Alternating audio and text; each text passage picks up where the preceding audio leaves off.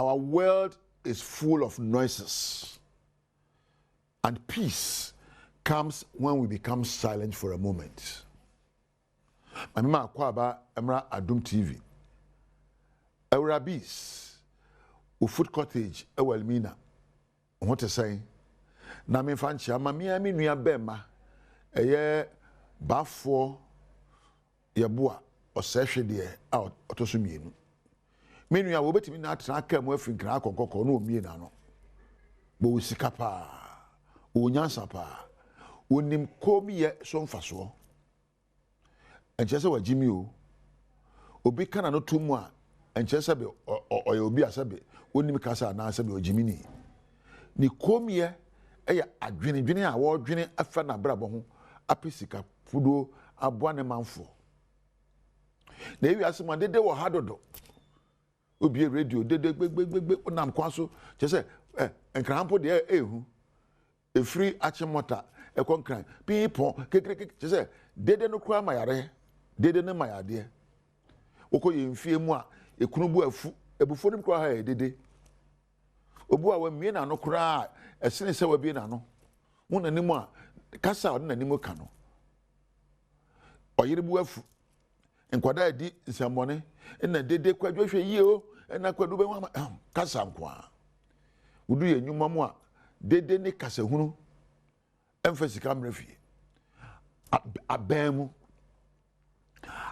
adwuma efo ene woni asabe yesi mo yehifa opposition dede hunu kwa kasa hunu kwa na yetu ayampia emfa bibi mafi mom yenya kasa kakra moma yensunson ye kasa so ne emfa din yo emu bram bi se ho se ehne ye yeko ehne ye dia brabo eko na oka anu tumu a won se hwe oka anu tumu am wadwene nkwa adwuma. Whenever you are silent, engage your mind and find out how you can build a life of value. Kasadodo emfa hwema. And I say, and economy, and I say, kasa hunu. Ya kasa, me say, free media ba a free kasa. Mama yenya kasa kakra o memu ha. Wokunu udo yire a kire wodo. Enye I love you. You say I'll do you this. Twaso. Ni awo kanu yo abadwuma ni idea sha wonsa no yo na ja kasa na defensive bebrebe wo ho yanye we because of say na you know the economy of the education kasa hunu emfaso ma asofo kwa po de edimu and there asofo a wodo nyame atwera konkono aye business a woda den krofo no woni kasa adoso e kasa mi sis wo no na me obi a yesa ye ni nkomo bibi e beka bia me de manu betu enkomodie biara meeting bia me fo say ama me kwan say me so me nkyira ma adwene na me so meka bi na ya na ma adwene me say wo kasa e na chese wo ye smart say na entro yesa nya si pro a ye bi ko na ebu abon so be kasa wie no obi wa edin ti akire be kan asem akopɔ kasa akoya kasa. The most successful people in the world and those who command respect are those who barely speak, and when they do, they are listened to. When you are edin kunim, when you are brabo obuo wa ho no, wo ye when you are one time one kasa. Na biribi obebie wa no no e de nidie ema won me say the most successful people in the world and those who are respected who command respect, they barely speak, and when they do, everyone listens to them.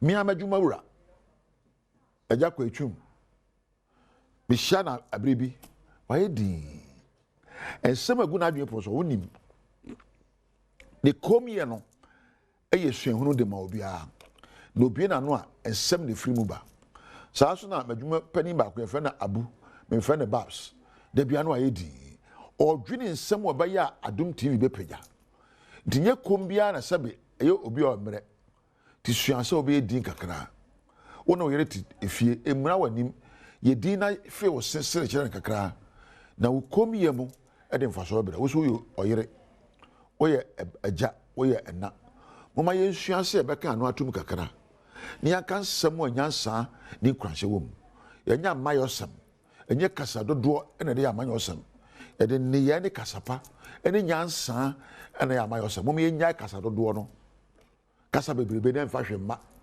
ukokwaye mu a yemfa kasa kaye yemfa kasa eno afuo ye de ahodne ye pagya sekan ne ado nwura ne adua de ena ema efuo efifi enobaye sana babo so te enye kasa dodo ye de ne ye e de nyansa na muntuo isusu ye pa ana muntuo a wodo ene empo hwehunu wo mu a edi nyoma be kan brabo ho ene bu bra enya kasa dodo. Learn to be silent in the midst of the noises. Let somebody point to you and say you are a silent person. Mami nya ha na me fa na se Emma Richmond Weber Mark Weber Kampedu a one war production room me da mu nyina ase ena Thomas Adeso ka ha em say me more president din na memra sound osmosis ba kopɛ the whole sound a multimedia osmosis ba kopɛ ena Thomas camera me da MC afo ase me da obi a obo ayadwumadie yi baaye me se yakopon nhira de mamunyara wa onya amrem ahwɛ me de me srawo ebeye na kanutum ka krea bi onyame enka ho bye bye. CBM ya Samuel Koba do Badum TV Badwam dwumadie so de du so ne ye kase de todwa wo mu bia wo betini nananom ne adehye wo twene ase safuase atwema kwangoma mansimu asantemantemu ene won mo se akodie bi ekurukura mabunu mu bi wo ho no ehadwen ti ade hu ni show abra won sansami ni sembi na no pay ye de bro Adom TV Badwam kase share live on Facebook/Adom TV Extra Go TV 119 DSTV 280 ko YouTuber search Adom TV tube na kwa adomonline.com semi ene sembebre ewo ho midi afia amankwa tamaklo afia ni de nsem no nananom ne ade hye wo twene ase safuase atwema kwa nwoma mansimu asantemantemu se ne emabunu dodo no akurukura kode ahodo nti ade hu ni shiro abrewo Grono enkan konde enkoyi enam nema bia nam etu ni sekan bia boys no ehwe twini nti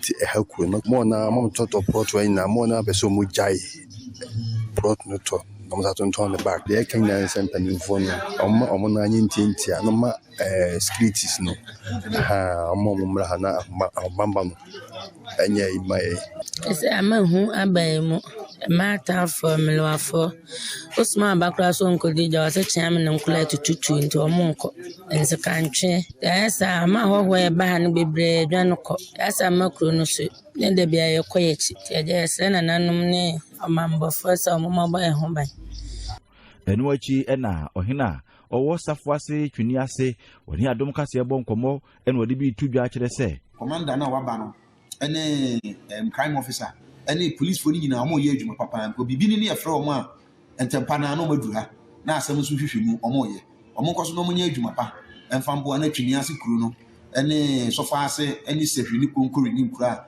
ewo empatemu a yetse esunyaman na saso na sundwi mra na kuro ni kire no enye fe na ye na sundwi mu nyina anse afutu we nyina akọ na omo te saade omo ankasa do omo ani hu video yi bi ewo mfrem ne so omo antu omo fode a se bi ensuo ta kwinkyereni a eje wo ye be ma omo hu se asanteman tumi ni asanteman moja na ye de kokon a se bi asanteman edifiti aman bebre a ye de kyekere se bi yewura na se tutu de kyekere na asanteman no saa moja no ebi wo mu a ensu moja no bi wo mu eni asantefo mienu ne de abo ani ni akyere yetumi a ewo se asanteman se bi yenim ko yenim dwane Akuafo ya wono no ba ye ben bia bagredam fo bie nso efa ho no ne wo mo kasai enso na ye ma Burkina Faso nti ye ma ya wo mo biem na ebi akọ sebe ya wo mo sutade dam no enseye no na aduru soso wo mo bia ene ye akuafo a wono no ba ye ben sa ho no wo kasai.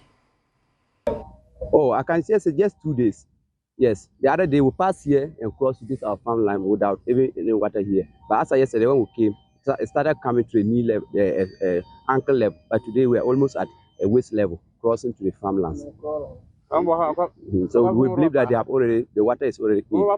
As for rainwater alone, normally it doesn't come long. When it comes small, then it goes down again. But this one is just If the government could come to our aid to build as the Talco Multipurpose Dam, as they were saying, I think it will help a lot, because from here all even to the northern region is the battery dam will flood everything. ne nyinaa yɛ mu no nadmo adwumayɛkuo nso so aba amanneɛ sɛ ɛna dwoada wosana abosome de ɛtɔ so aduonu w'anum afempenu aduonu w'anum ne emu no Bagre Dam no yɛ adeɛ sɛ mpanyinfo bebree ato mu na nsuo no bi abɛsene akɔ ne nam so ɛma nkrataa na director ɛma nadmo adwumayɛkuo ne nsɛ hyɛ aseɛ ɛde kɔkɔbɔ ɛma ɔmanfoɔ no mu sɛ ɛbɛyɛ a wɔn mu mfiri baabi a wɔn mu ɛbɔ no ɛmfa wɔn ani nkyerɛ baabi foforɔ.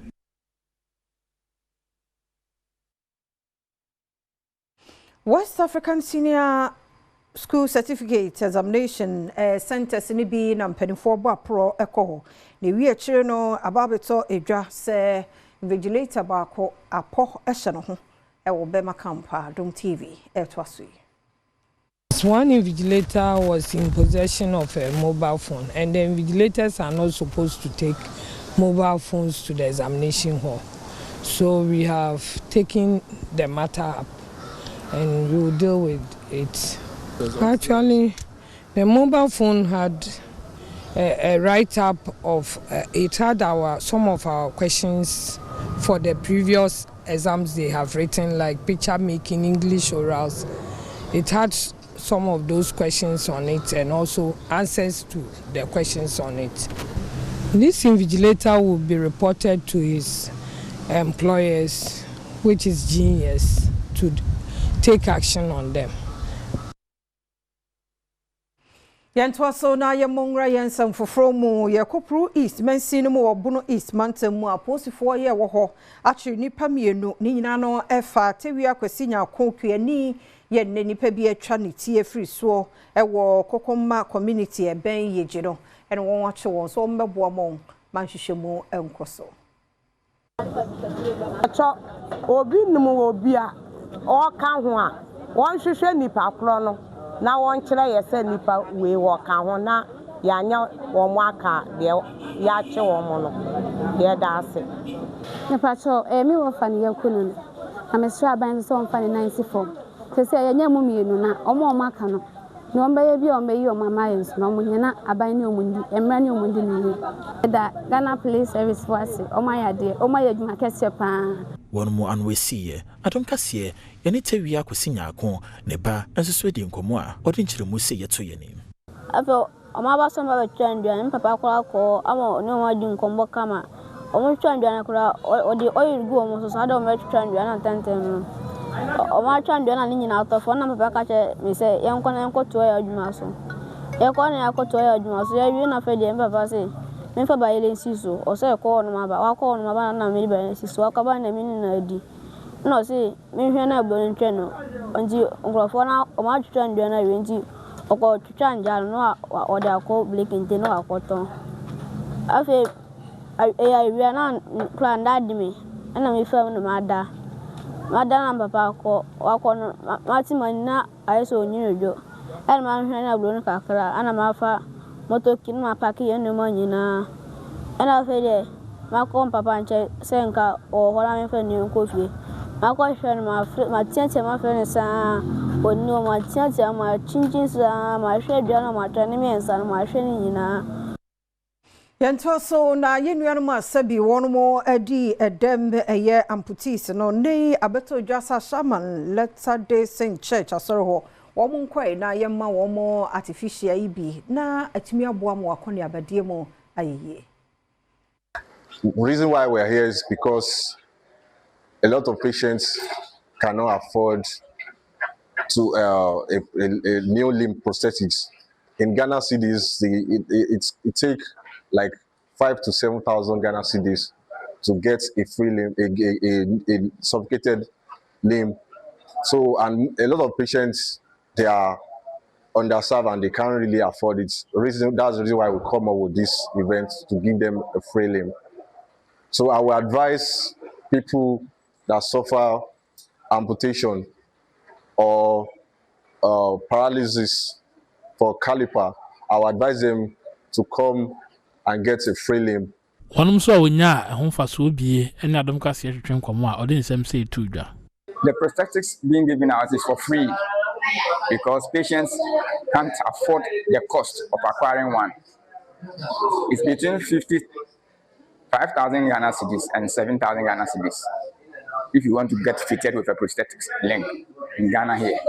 So the foundations, in collaboration with the physically challenged, societies in Ghana, came out of this project to help patients get their prosthetics. A catch room say a free Oman 1,000 Capra Korabi and JB. Director General Man National Information Technology Agency, Dr. Mark Oliver Kevo, ne one more power digital trust framework huntuma wombote nyina ne se krono boy koso internet no wode behwe tu ase. Ye botaye ai sie ni so ene se obetimi awo Ghana ha sei na se ebia wo ye ankorankora wo ye adwuma emfa ne se ye kenten kora na onwen kenten na obi ewo South Africa onipa no ebenya gidie ese se otuaka ese fa sa kenten no ebre na nensa ebeka sa kenten no enu nti na hu behia ese timamufo ebenya gidie ewo abefo kwan a efa so edi eton enema na se yedi dwa enu na obroni efre no digital trust. Samuel Ofusampo for your policy advisor on political affairs ewo omampanya bi de chiri atenaye a wogina namu ekasaye enso editu just say oman Ghana esinkitipa say sebana befo kwan a yefa so edi edwa ebe ekanifo ewo ebibire mu hase. I call on all stakeholders to our entrepreneurs continue to scale your solutions. To our private sector and investor, expand your presence and invest in Ghana's digital market. To our development partners and technology partners, collaborate and support ventures that will transform lives. Together, through shared innovation, sound policy, and steadfast partnership, we will make Ghana the undisputed digital trade hub of Africa. Asya shesika samu samso and wajuma yefo bi wabo one more asensen ni nyina ye controller and accountant general ene won hwehwe mu ebeto dwa ekire se dream die ne ketase hye akoso e wosafo no entem. They validate. They are in the district, they are in their offices, and they will determine that this amount of people deserve to be paid.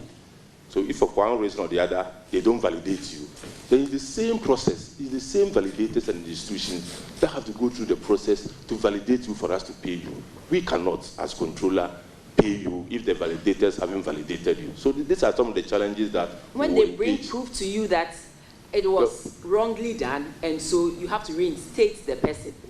That's what I'm talking about. I mean, there are some people who vacate posts and they deserve to be taken off. But those who, for one reason or the other, are generally taken off, the validators will tell you they have done the right thing, they have sent the documentation and everything to controller. Sometimes they even show you evidence that this is what they have done. And the beneficiaries come all the way from the various places to come and sit in controller and see, who do I know to help me do this, help me do that. So let's not just explain it away. There are genuine reasons and genuine concerns. We've come across some allegations of payroll-related fraud issues that we have asked the investigation agencies to investigate. Fortunately, because these things are done on the system, it is even possible for us to see who activated somebody, who deactivated the person, and all that. There was one that went viral recently about someone who complained that I think a teacher also name was taken off the payroll. Somebody assisted him to get it on, and the person was demanding a lot of money from him. Because he did not pay, they went ahead and removed his name from the payroll. Controller, it takes for Menya no so na Adom TV Badwam kase no ha na brema kwan ne de se ye da semre ne adaje twen bie mu ani emfa de won krata no ne Adom online stories ne to so mede afia amankwa tamaklo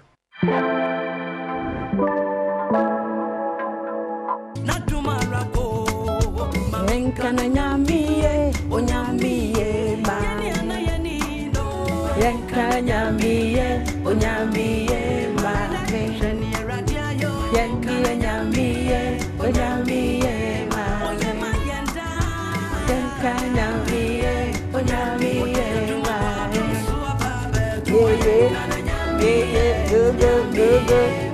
Yeah, go Eradi yadase papa pasa newa ma yasere bigiri yesa so wasere mu ani nye sade ha tunko a dan mu de agya nyina ma okese no bise owo ne pa bi ma wonti enene oti ase ifa seda ma no ma refi na seda de fa ma no nyamisha so be sa e mu akwa babiem edo Badom TV Badwam jumade eso yesase 5:30 toto nyum no saa and Apostle Dr. Nita Kutego Baya, Obeshe in Cran.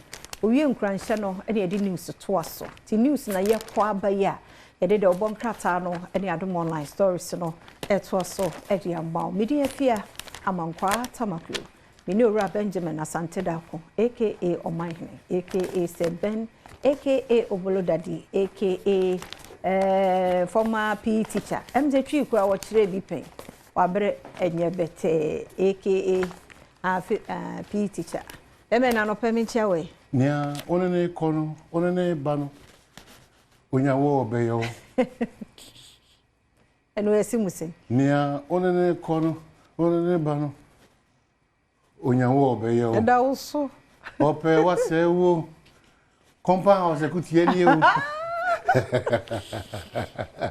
Wa wasema yeze me hiopra. Eh, utra kompa house abetomo kofodia. Oni page ne hojina. Hey! Na hokwa na so no nsuo atwa. Ebo be 3:34 hokwa na. Obia ni ma busy.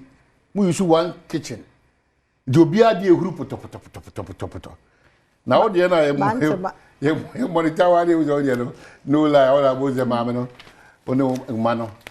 Mo na afi ya saponu me cover yi na motri na asi. Samani hu bi na to wa kwase ni na asi. Eduane wa mani hunu na afi. Empare we yesudi. Oh yeah. Director we ba say o top no is top. Yeah. Me share at the phone da. Obi ankasa enne de ne ye ka. Am so onyame ada romanti. Hey.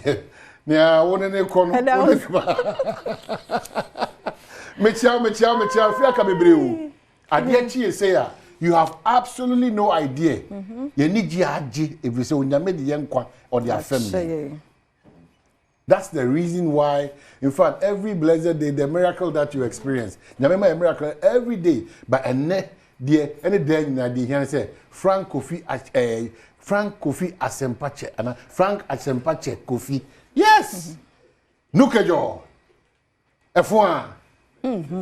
F1. Nzuzun kan F1. Ma wura de jagobo. Wo me fa nkan me do be ko. Bi oyo. Enu jamu ayi. So wo de me ko fra meka la wani. Be bi o de be fa bia meka. Mani bidi abedi wo kasa hodo bu no. Nya bi ni mo mo fi fra mante mo mo di ka we. Fe kwanzima why? Ebrete. Ya careful na anopai die. It's just to make you feel good. Wow, na da nyame ase onyame ye na do ye wo hoda. Na break akrama nyame. Just a little time for God. It's very, very important. Indeed, and you're busy to the extent say empire crowd da nyame ase cross wa ma dia chone. It's so difficult for you to. It's not easy. It's about what you do about them dey bre my ho kwan any online say na dey bebro fear the car catcher. Dey bia da say na what you mean meja to ma pomuden won sem here dey bia da no. Me ampa me phone so na ma fi mani say ah sama nyina ha hwe ni bia. Nti me serew bibia ye bia ye ne mum wapomuden ye key ko without apomuden no the opposite wo ye bia wa brabom bia no untimi nye. De no mum hia chen de aka ni nyina. What good health ah opposite o tu kwan Opeso osuade, opeso okoware, opeso odidi, opeso onye sika. Ni nyina onyame de bedom ba se sa apomudin won sem wato sin so at hard you know. And sometimes some of the weekends, some of the Sundays and Saturdays na days be awono.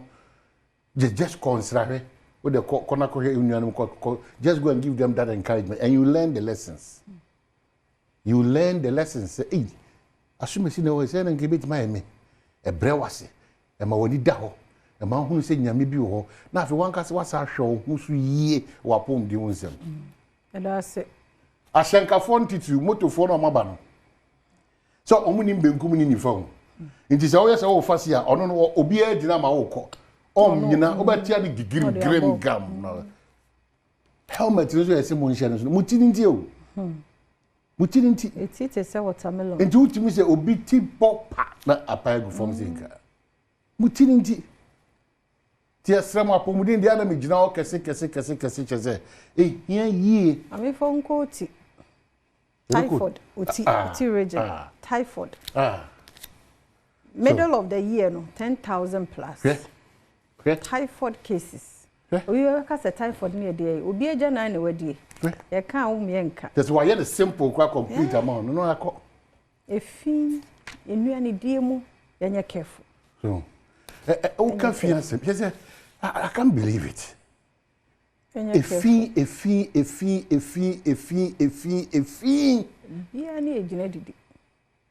a fee. Me sure say na metenasa mema wo ba yi anope ma mo na mayina situation mem na yi mfonyi bi fi hu mfonyi na bobloshi na ba bia ye wache ni ye dua ne gari ni ye koko ene ye tomatoes ni ye bayire ni ye kobi ni erade hu ye mobo ye market ad last week na market baby emu esum fa no emu esum fa mini eno ye free obi no abesesa ni we sa no pa bia ye sesa ba ye be hippy na well if you yes sesa no kwa na kameno ye suban no sesa because yes sesa no ene ye de agugu yes ade agugu a na amapaganti anya ya na obi di das na be sini fie ni ma Thomas ni o ma hin hwe bengum hwe ni fa ye koye ye hu ye wia mo fa cheme na ye atima akura sa ade no politics mu ni asa ade akugu obi das be mu ni fie ni the mindset is just going down again no kwa na ekofom iti asem onye se ba yi e da oboka ta mu sem de biada eno o man no ho bra na ye bo no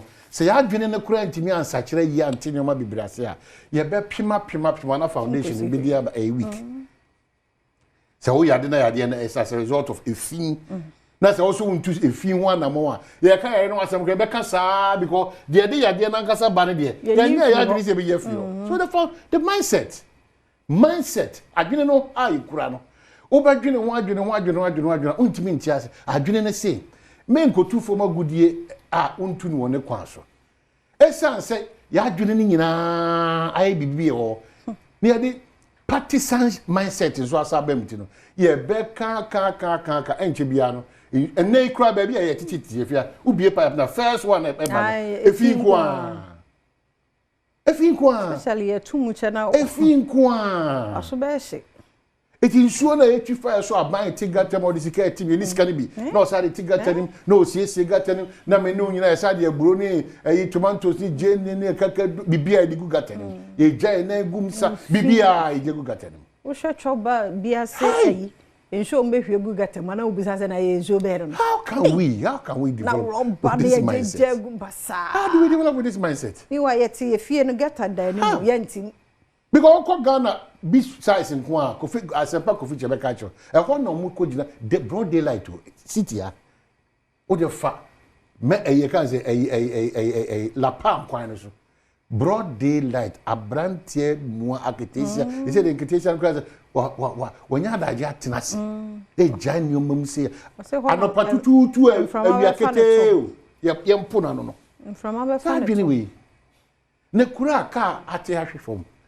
emo ka ahwefom yakosesa esesa mo no ensa ka ahwefom yesesa nsa no mindset de bia meka ekura yehu sade we nye oyese okoka pe na obi atu na no asim so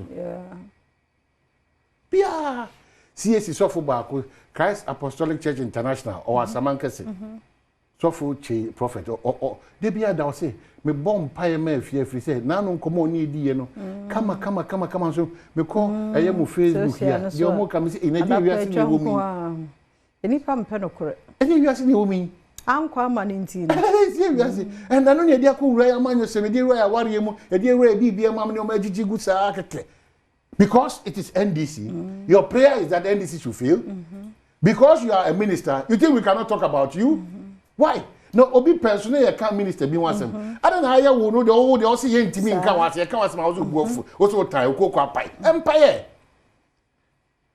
when it was Asumesi you say yenka no man ye den enyina ba na ya wo en ya kan wo mu na wa hye nipa kutupa so mu emfa kwati kwa so ni di atem adentia why how can we build a country like that when it is you it is right when it is others it is wrong how can we build like that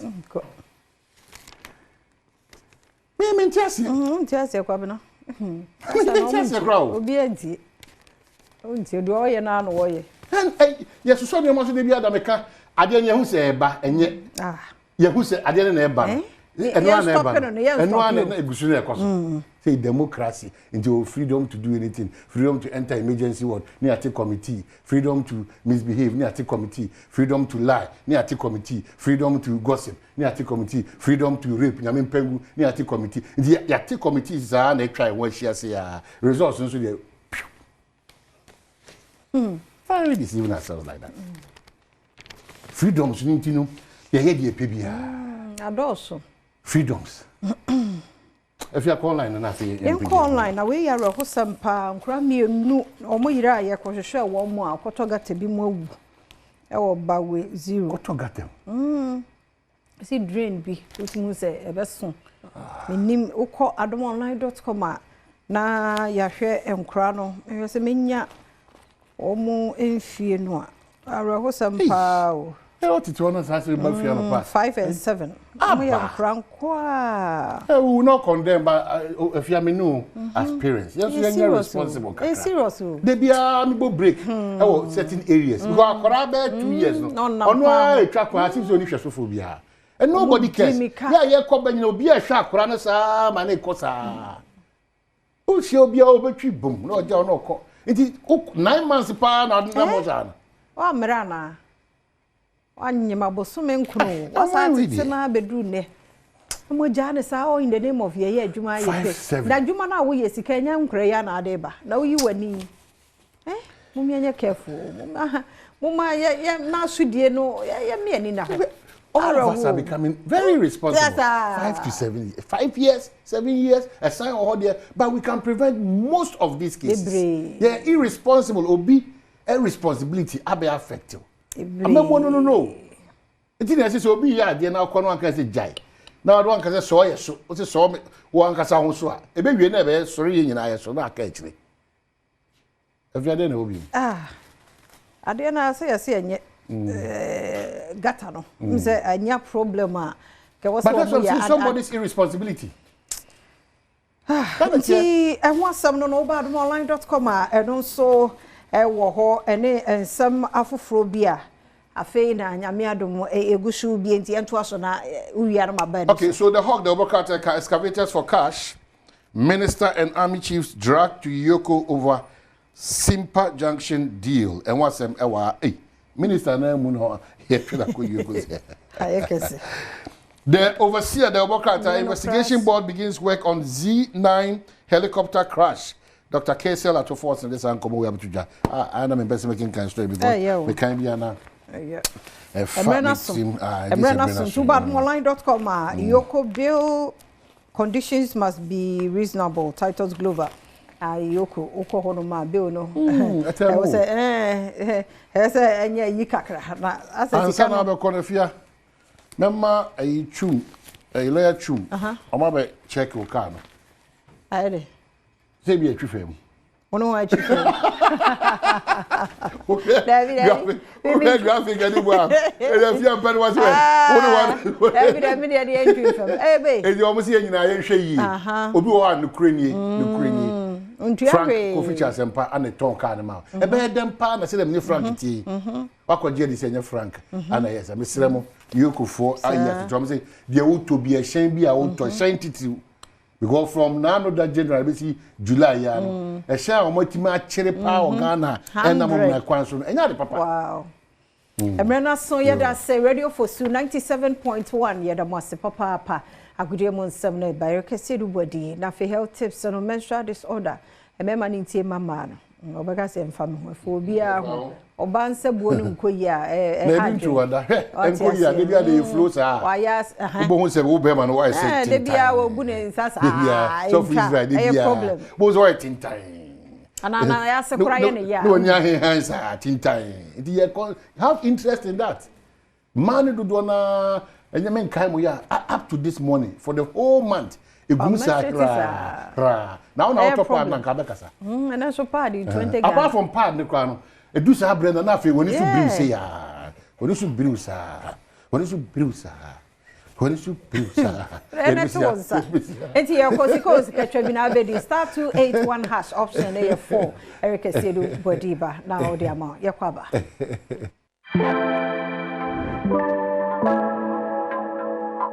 Obviously, yes, Mame Emma Wakwaba and Famra Adom Television. So, Yadu so a bedroom agokensie.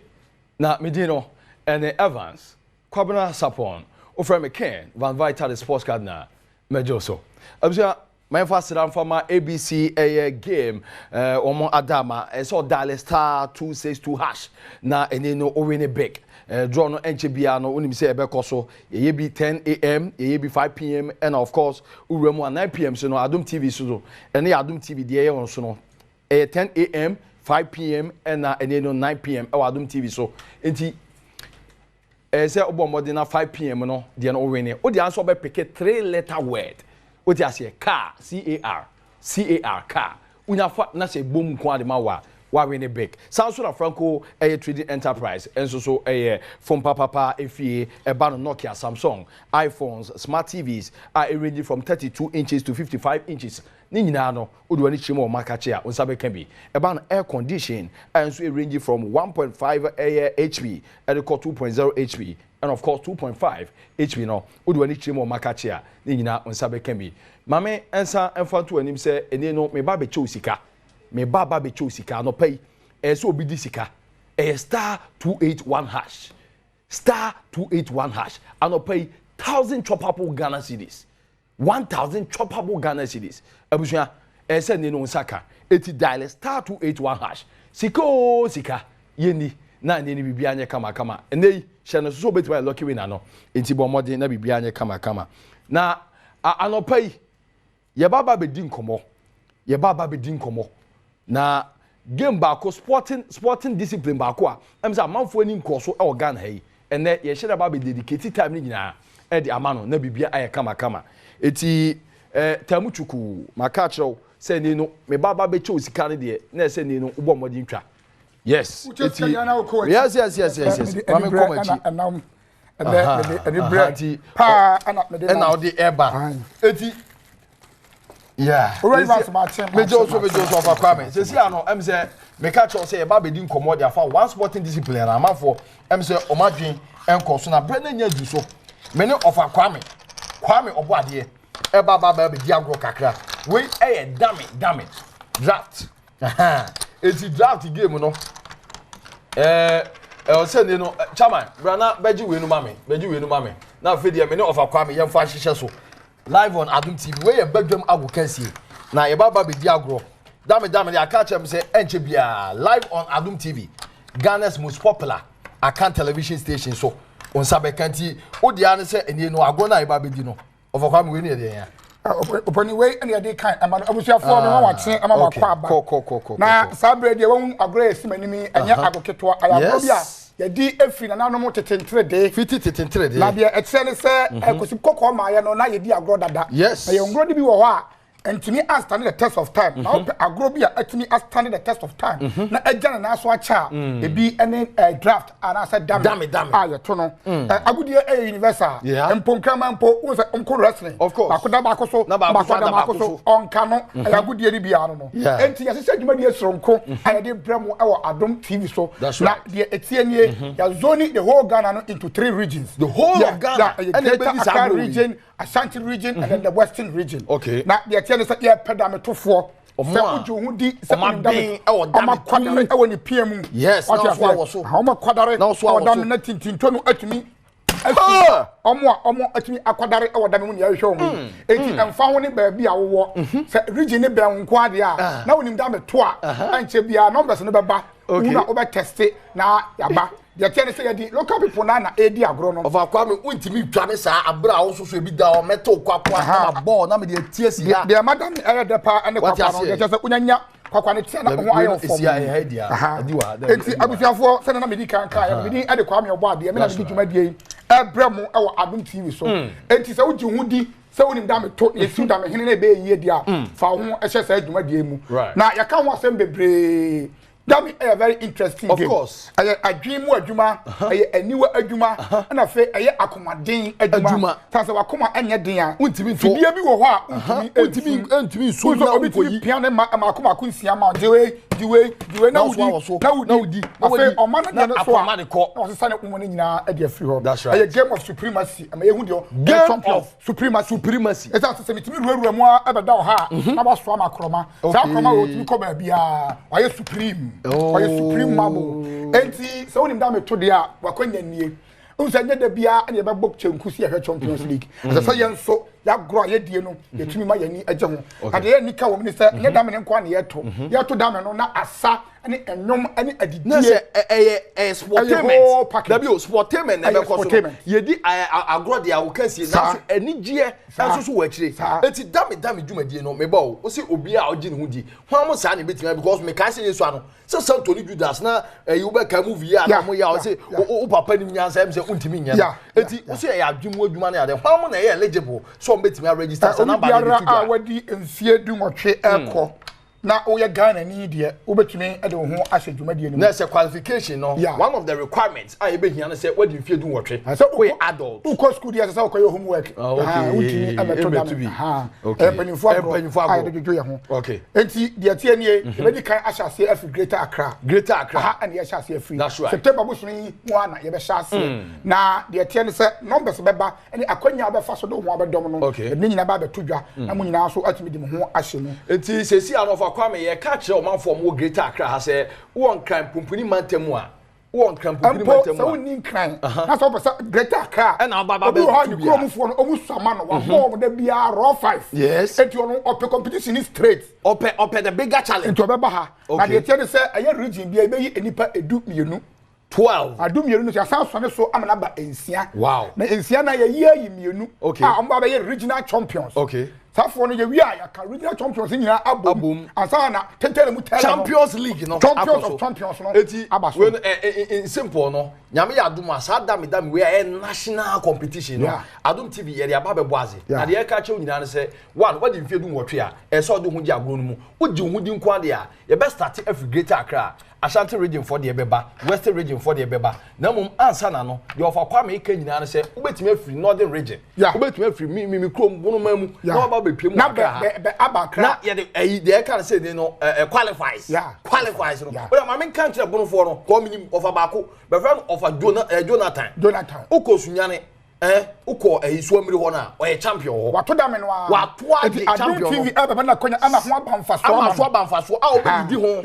say the whole Ghana on the champion sa oba be piem won kran a qualifies be koso 12 contestants you be so ne so ama abasen 6 aba 6 pe na afede national champions no afede be nyina aba be ka bom ho ne ye be da me hene that's right na ya se no ahenche enti we na Champions League no league place be koso group stage so be koso quarter finals omo ball ya park ni ya park na say ya park ni ene we ni baba cho ya beto ache papa ba ye answer na obroni e the Champions League member aye football and na so mo abesi sa brain and Adom TV say yen hwe ma sa grow we free and say agoni bebre afree and sa ya mo ho ban ya dey say African heritage e hia yenti no na dey dwuma dey eba Ghana for nsom e nyina ya for ya ho den ne etumi e mo programming na anye successful na onim say kwa me bo ade so bia me obi ya na aduane of course etia to da me fufuo particular ye mpia ye ni di ya ye mpia adam ye fa komo nto ka say e adwi mu adwuma na say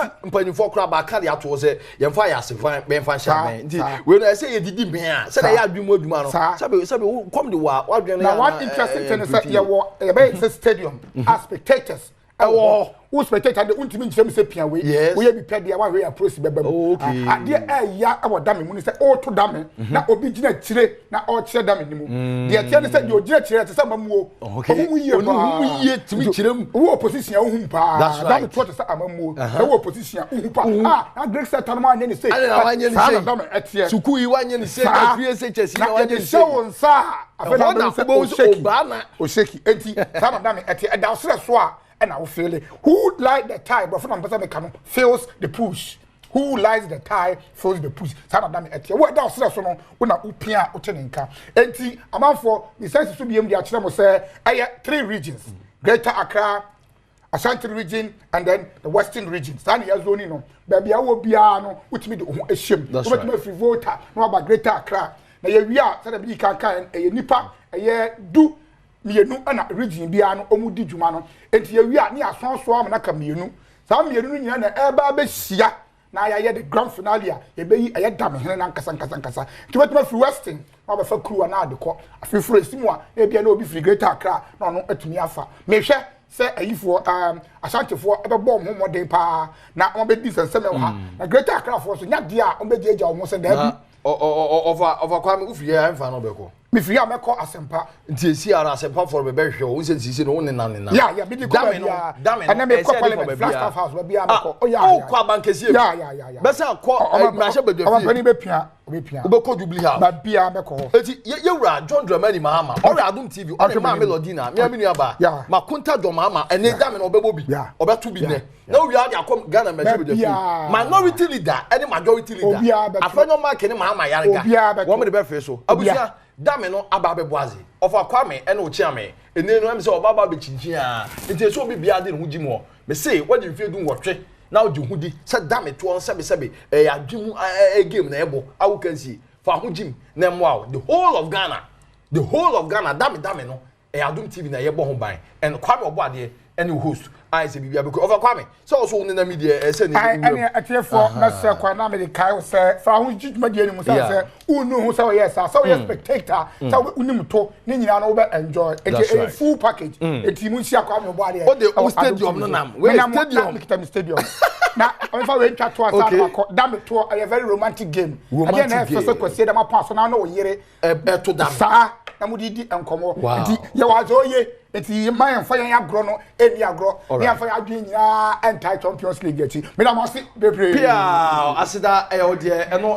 kwa me obo ade ana busua obeka me ho ana no pai badwam agokansie so me no ebebo nkomo edefa dame agokansie fofo kra Adom TV ye wazoye yakofa de aba enti eso obi bia nintentem na odin hu gimo na mpempe de draw no am say because of nkomo na me of akwa me adi no mintimi nya nisesi a eti star 281 hash star 281 hash esika osika 1000 Ghana cedis ai sesi ade me meko na mom afia mankwata makuru Dr. T eba oba ba be draw no e de ama na bibia kama aseda e ko de ama ABC game maka cho say eno so e game a ene e koso a o de an say 3 letter we na be peke unya peke wi pe na abo modern e de atum o ti ase 10 am ye bo modern na yetimi aye draw 5 pm so be koso e wo Adom TV ha na me pa cho 9 pm no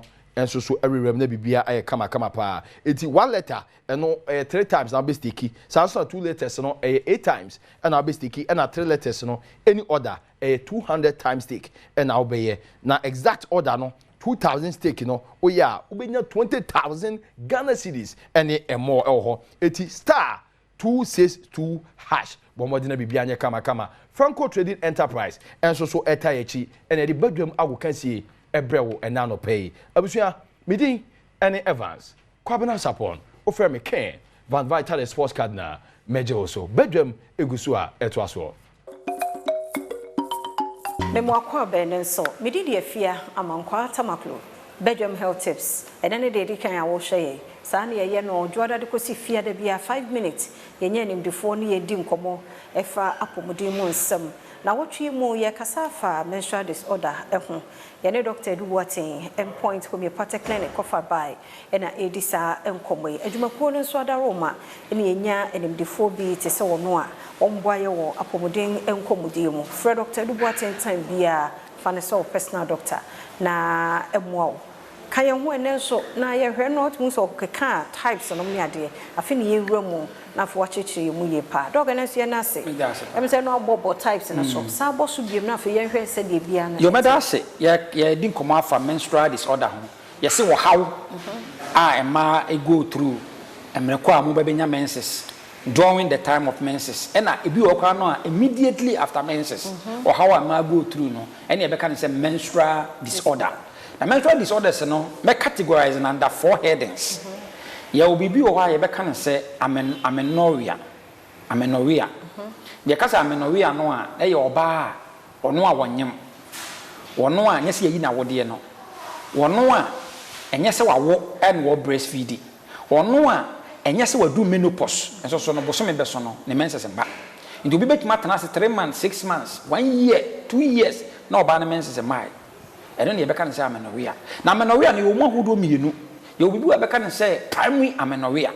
Primary amenorrhea ne yoba a ono osisuo no, wanya be 16, 20 years, 28 years wonya ne menses krada. Wow. A medical condition. Into ena krada e mai nkolai 12 years, 10 years, 13 no wonya menses. Into oba krada ne krada obi nya 16 years no wonya ne menses ya. Quickly no 15 years kwa wonya ne menses ya, it can be described as bibi ebeka say primary amenorrhea, a medical condition. And you bibi ebeka say secondary amenorrhea. Secondary amenorrhea yo oba ha osi su no wonya ne menses bosumi bia ene bibi nti bosumi no miensa bosumi nsia afe baako mfie num nsia oba no wonya ne menses yebeka say wonya bia friend say secondary amenorrhea no e kire say bibi ene ekoso na ema menses ne ba eno no ye menstrual disorder ni bia ye obibi wo so e beka say menorrhagia ye ka say menorrhagia no a e ye oba wono no menses ne de ba na obi de menses ne ba e ba ne boom menses no timi ba ma obi wo a se bi wanfa ntomago ana ntoma bi an se ade bi emu odu a cha se e be so te se de yi na e ba plot dem wo wan hwe ya beka se obi a wa ya abortion na sebi akwara na se na moja eba no to obi de ne ba bum ndo ba wie no na wa ya anemic the swat wa ye ho ya eye wo haw menses ni kwa se e ma ne basa en obi ho so de ne so ba e ba na kete wese very scanty tine menses ne ba kete obi so de e ba ase di nsuo ene e de afra moja nim eno so e ya de a ne so ye menstrual disorders ni bia ana obi ho so de ne ba irregularly menses no eba chese obi timinya menses no 2 times in the month. Okay. Obi so de no so no ne menses no so emaye obi ene of obi oligomenorrhea ono no de no obi timinya no se boso afene nyina nka oba wanya menses ko so nya no be 12 times. Obi de obi nya no be 7 times. Enti boso mu ye ba e betima de 2 months na menses na ba enye right.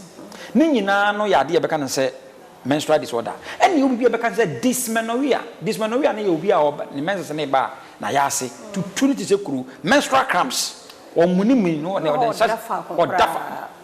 Otimi nya hwe. Eno so your how. And you be able to say premenstrual syndrome. Eno no yeso oba bi obenya menses na fu na yekutu. Ne nofo ahese ne bofono no ofefefefe. Tetentasuo obi timinya constipation time obenya na menses ni nyina onko private da obi so de ne yam etimi hwie obi enu timi to obi o ha na why depressed during that time no bibia ebo bibia na hi woni ne kasakra na we irritate no Obi quite me soon during that time. Wow. Yes. Obi wa bibi kakra na endpoint homeopathic clinic. Any of these conditions hawa. Ya de bia ha obia. Frɛ number yi so. Na ne mini nkomo 0244 86 70 68 0244 86 70 68. Dr. Duboate no ochna sabre ya wadaro makaye ho na ye ntoaso endpoint homeopathic clinic on madaro man ye din komo yi eba ochna enkwa hoden wo hafia mankwa tamaklo ebesesha ye samu akwa babiem do Badum TV Badwam Jumadi so ye da sepa umre no wada je nyame hira se wuguso ne ye edi nkomo na o share health tips no wiki mu nyina ya catch menstrual disorder ehun nkomo ne ye di enura ye hyase ne ya toaso ochina sabre kro no a ye nche 5 minutes na ye wie san komo no ye ntie ni ye pa na moye na manse bo hu sam ne doso ai 15 years 16 na so umu nsa dia na je say problem no for doctor number na no afre no na ono na di nkomo endpoint homeopathic clinic won ada roma eni etimi e the health tips enkomo no abroad if number no 0244 867068 0244 867068 Bidi afia amankwa tamaklo medase pa medase ya sha no so se nkwahia e Friday 8 p.m. Edase penifo ahodo amohwe CAC sofo pani we fi baby o papa nyamisha pa edase ene benada faith GDA homeopathic clinic aba faith GDA odi GDA tu anamo ko ho a GDA ebeje wonkwa ya we bia ebeko so for mama ai semanti nyina na ene birthday no ana na last month yeah to the whole of this month ene dia ti egusu edi birthday no yo ba pa wonkwa so ya me nkoso ana ngosra na nyemmo na ya resa no so nyemmo na mi sure Ozofu me mo akwa be ba pa me Joseph na bia bokode adom ne ahwe ye nyame asenti oye osofo ye doctor aha kankambodu of faith homeopathic clinic anopay oni e ba be din komo tintuni of ne tie bi le be boye mpa ya na se ho bokode na me adom na nyame nipa nso ho ye na ho eye pa se o kai na boy juma the birth month intin na solemn and 1 week revival engine so they are just e boja nko sa mun ko so amongu mai that's right enye eti bibibia e ko so e waso e kama okay eti be den chiaso nko kwa say e birthday mood na mood a belated wish to the CEO prophetess Dr. Elizabeth Asare Boatema Faith Homeopathic Clinic bibibia obi anyame nko so inshallah na onye okese na this week ya start here ye hwe the aged ye mama no ne papa no ma already from 60 years and above we realize omo medications e bi no mo ho a o ye do mato adru so for a while based on the idea hodo a omu nyini no e show up e wo mo life obi da pressure dro so obi da diabetes insulin so obi ane ne dia o deal with but ye hu say obi yo ho a o there dro so che for a long time na or develop other complications without monitoring no obo say o treat one thing na ni beba na hoso no na another thing so pop it up na ebe hu say ni nyina mu no the liver has become an underlying factor one of the major conditions and painful no pa na obo hu ma men painful no bebrea they complain about their waist almost sisi eno ma poso to the extent say amabi mu ko a ubo hu opo in pakokro yen se wo so bia kra na wakasa bia ni wait na e de sa ade na eba ni pakokro a enso na ni mu ko a ni nyina ne say ye nyini no ye wonu ma bia e ka age ho wo nyina eba e se sa ade ne nso ya de nyina ya chemu mienu contaminant everyone saying ya de a ye ka say ensaya de a communicable disease e dey o say a non-communicable na non-communicable no pa na yeka on say non-communicable disease simply means a lifestyle one kasa o daily activities are we no repeatedly in terms of what did onum ne de ohua de o sniffing so said you see that any exercises holistically or lifestyle. Now lifestyle be why you so repeating for a long time. It me the arabi eba. For example, diabetes, a lifestyle in your eating habits, or exercise, but who did at a particular time, certain kinds of food, repeatedly for a long time, the arabi bebro. The same happens to higher blood pressure, and also our dating edeba. And until no, Mahama phone ba ye jibre, shim, be some more questions, clinical interviews kakra, na a diakwaku baby. Ubo, you didn't be chef, you know, best canon. Na a complemented with and some more kind clinical interviews are a course on.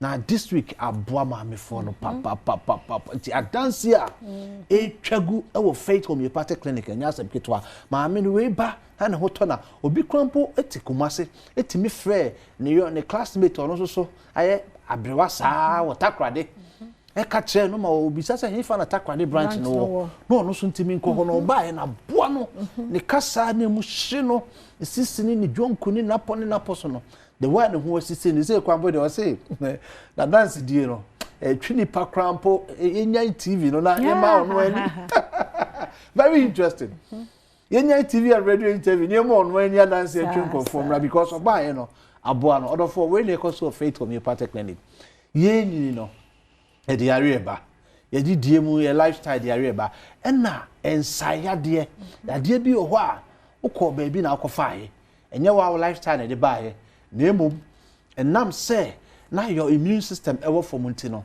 O call baby, I'll call two more and uncle for eye infections, no, and I also pick here. Need no, as if I brought Faith Homeopathic Clinic. Now, major a friend saying a problem if we are seeing this year, the WHO is celebrating World Health Year. They are feeling years to my health because of various health challenges at Echo Suntino. Faith Homeopathic Clinic say bra. Yeah, because he practice preventive health system. They say curative, you know. E wo hodie. O ma yare no doctor now buy be show. Na emum yanke benya ka wan kasa adopt periodics bia o de ba be show ho, e check ho, e hu se wa pomodin no. Sen ene sitie because se o ma yade one day cry wa na fe. And nyoma virus cry na se bacteria cry na se fungi. So a parasite de obetime ye wo nipadua no ano odin.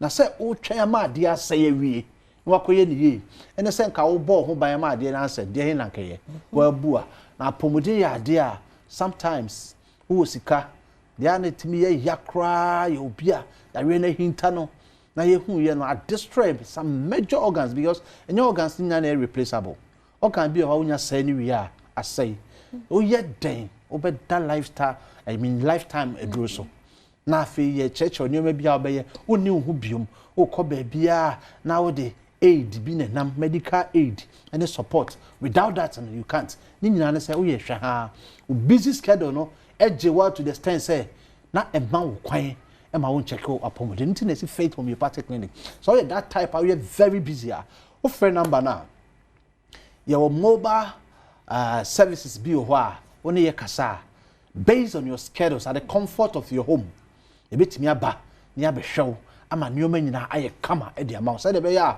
whilst you are making life no yare bi so encroll secretly e mehwem na enkofa say lifetime problem bi enfamro oba pa na onim say bosome e beso yi okọ major banks are government related na obehu say ye ma me ne papa no pensioners no ya dia hodo a omode beje pension pay no enya nika kosi broni bo akokra no ba pension no ne ne yira ko abrewa no mo vacations yenko aye de ba ye de ko hospital because omo ye health conscious whilst they are working no man to be on be for check up nti obeye adwuma be wi no na ne sika no e ho dwo because wa ma yare na no amoa ba ye bo sika no ne aboa yare nso ano ti ye koji sika na ne da ko tu yare na se eno ne ade a ekun wo Ghana ha eno ti Faith Homeopathic Clinic bra awona wo pe na ache na wontimi nya bi no oba nyame adom ye beboa ye wonro bra bear mouse all of a sudden the side effect of certain medication bi a wo sha se wonom no ama oba me fon ehi mu ahode no ekofom wafusu de kesia na eye oba ni nyina ye be asese na yahwe na kwampa ye be fa so aboa ama obema ne ntimi mfon ho no na me nso atimi edi ho afusane na de ese o hye ne so ene se bema bia wa ho de miensa youthful exuberance usika ena wa ho de ka no mpam agro no saa me masem miensa youth no re de a obenyini but enyini a converting into money at the old age when yesika na wasan so entimi a maintain no me masem na ebe hiaw na me masem so be to form at the same time a upa adwane free fie ho ebeboa because oyire ba ho nto da Fabra Faith Homeopathic Clinic na intime mo ade bia because research bi ba na ehu pa about 80 to 90% of men may be firstborns and you amodia nyina ne say otimi sustain erection ebo adwumento of so otimi wo da bia ye kan ho ha say there is difference between say o sustain erection na ye ka say be ma e filter brane check your total male vitality no emfa ma because obetimi abo adwuma your condition be e fe na zoospermia so wunya emfa ho ne wadwuma obeye uye gudantuom more de kama but nsuo na gene enkwamo na wuwu nti eurobi ntime nyim oba no Fabra Faith Homeopathic Clinic na ye moa oba wonkosu ato asesa bu sa ni tum te se coffee bi a hye first na nya sanity suddenly na wo hu sa o Johnson scent was Johnson te se Johnson esi ho nansa o Johnson ya so ni bra na yenya clinical analysis of the urine na ye hu ade kura kofa sa ade na ba say aduane die bi na wudi yesa ebehu nya advice no wajai enoma ni bi wa hu say oba Faith homeopathy a holistic approach to health ye the physio ye adwuma ye the massage ye adwuma acupuncture ye adwuma e bedu no ma ye wo herbal ayurveda and the conventional medication depending on your particular condition, you know, you choose the best suit na you treat you as an individual. And until the bra Santa Maria here, Abuya Junction. Ye adwuma enano pay free screening no air coso. Unim say birthday it is of my made to her say ye free screening e ma manfo na nkofo take advantage of the birthday na omonfa hu the state of their health. And until fanamba no na bra Santa Maria no pay air coso. What takwade a ko Anaji police station chehon ma Dr. Boatin aye crowd e chon ko ye free screening ni bi know the state of your health na bibi na ekoso aye hu ni ntem na ye moa kumase for de e ahine makokoben 80 mo hono ma na se o koforidua ye wo laundry managers road or Poly Junction hono ma bogo so se hwifo nyina monko old asida aye wo boga abronsa ne ye number ni 0540 710 940 0540 710 940 and I say 0547 57 84 94 0547 57 984 94 yeah, that's you was Santa Maria Abuya Junction afraid yeah, that's Papa Reverend Dr.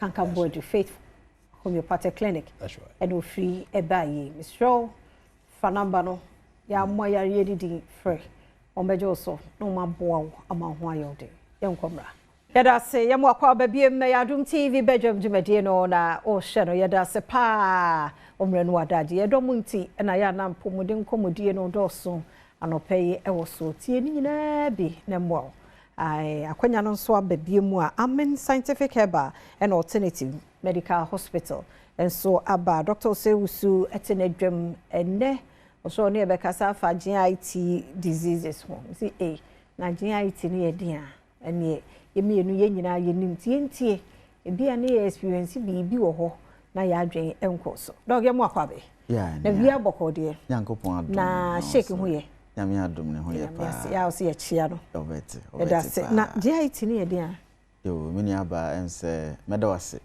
na machia wahwefo ene ganafo nyina am say na ho fe ne strong kokra that's say wo bentia that's na mini aba em say nipadua no honsem do so bebre na no nti na Amen Scientific Herbal and Alternative Medical Hospital brebia na ye research awodo na ye de mfidia kese na ye de ba say do ne de oluman e ofie eno akire nura nti nura nkasa de adro bia ne ho ka de we isa yare we isa stroke we isa diabetes we isa hepatitis we isa pressure we isa typhoid bebre na emum no ade ba ko papa ma ehu ye ne se wo adro se den na onim nipa na waba wanim no na yare a waduro no kra no na che say eya useless ho no no unim say aduro we ahan we say yare we bebre ahan bia ne de ye but nipa na wa begina wanim no unya hu say na yare no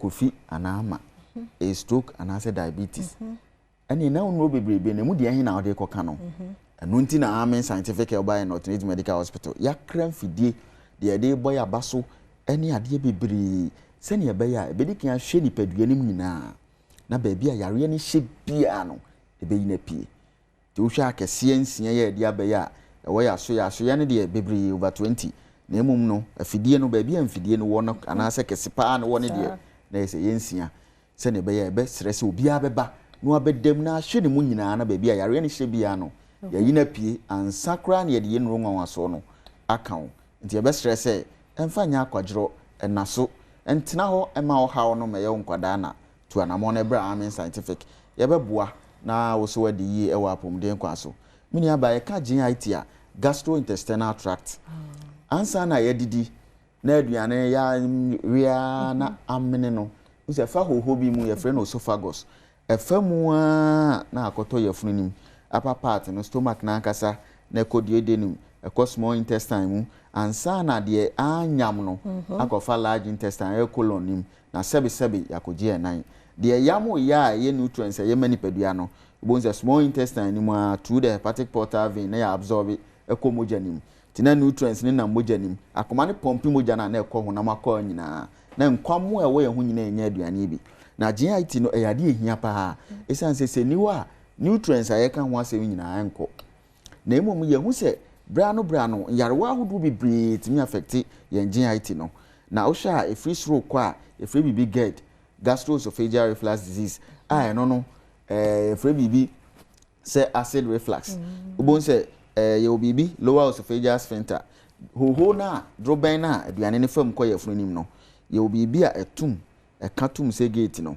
nti aduane kwa na abie na emu ebi mu de animu aye loose nti nuane no ye funu na essence ye produce acid wo mu dada na ya na efro basoro nti wo ye nipa na da bia abohyew boba abu na abohyew na homete na ho de onya ebia na onya GERD bi saa nso ne ye wa hodo bebe typhoid fever peptic ulcer disease and food poisoning empempi ne yeti food poisoning na ya na omanfo ene ye nya obi a oba yare sabia aka say wonya food poisoning o say na meyira me ne te no nti adwo amansa poison me ene enya nyame amboa anka asem obafie nanso so na nye awuduro ne ade agu aduane mu aduane na odi ye no na ho nante so hu germs ahodo microorganisms bebre wom na akofa saade nyina aba na ne nyina hallmark no yefunyare ndodo na hallmark yaw nti obi yemu na ye ne ya na etwe no na ewowo no obi de etimi ye ne ya na etwe basoro na etwe konachi afi wontimi kura ahome na ne bo funu no ne ho ye hye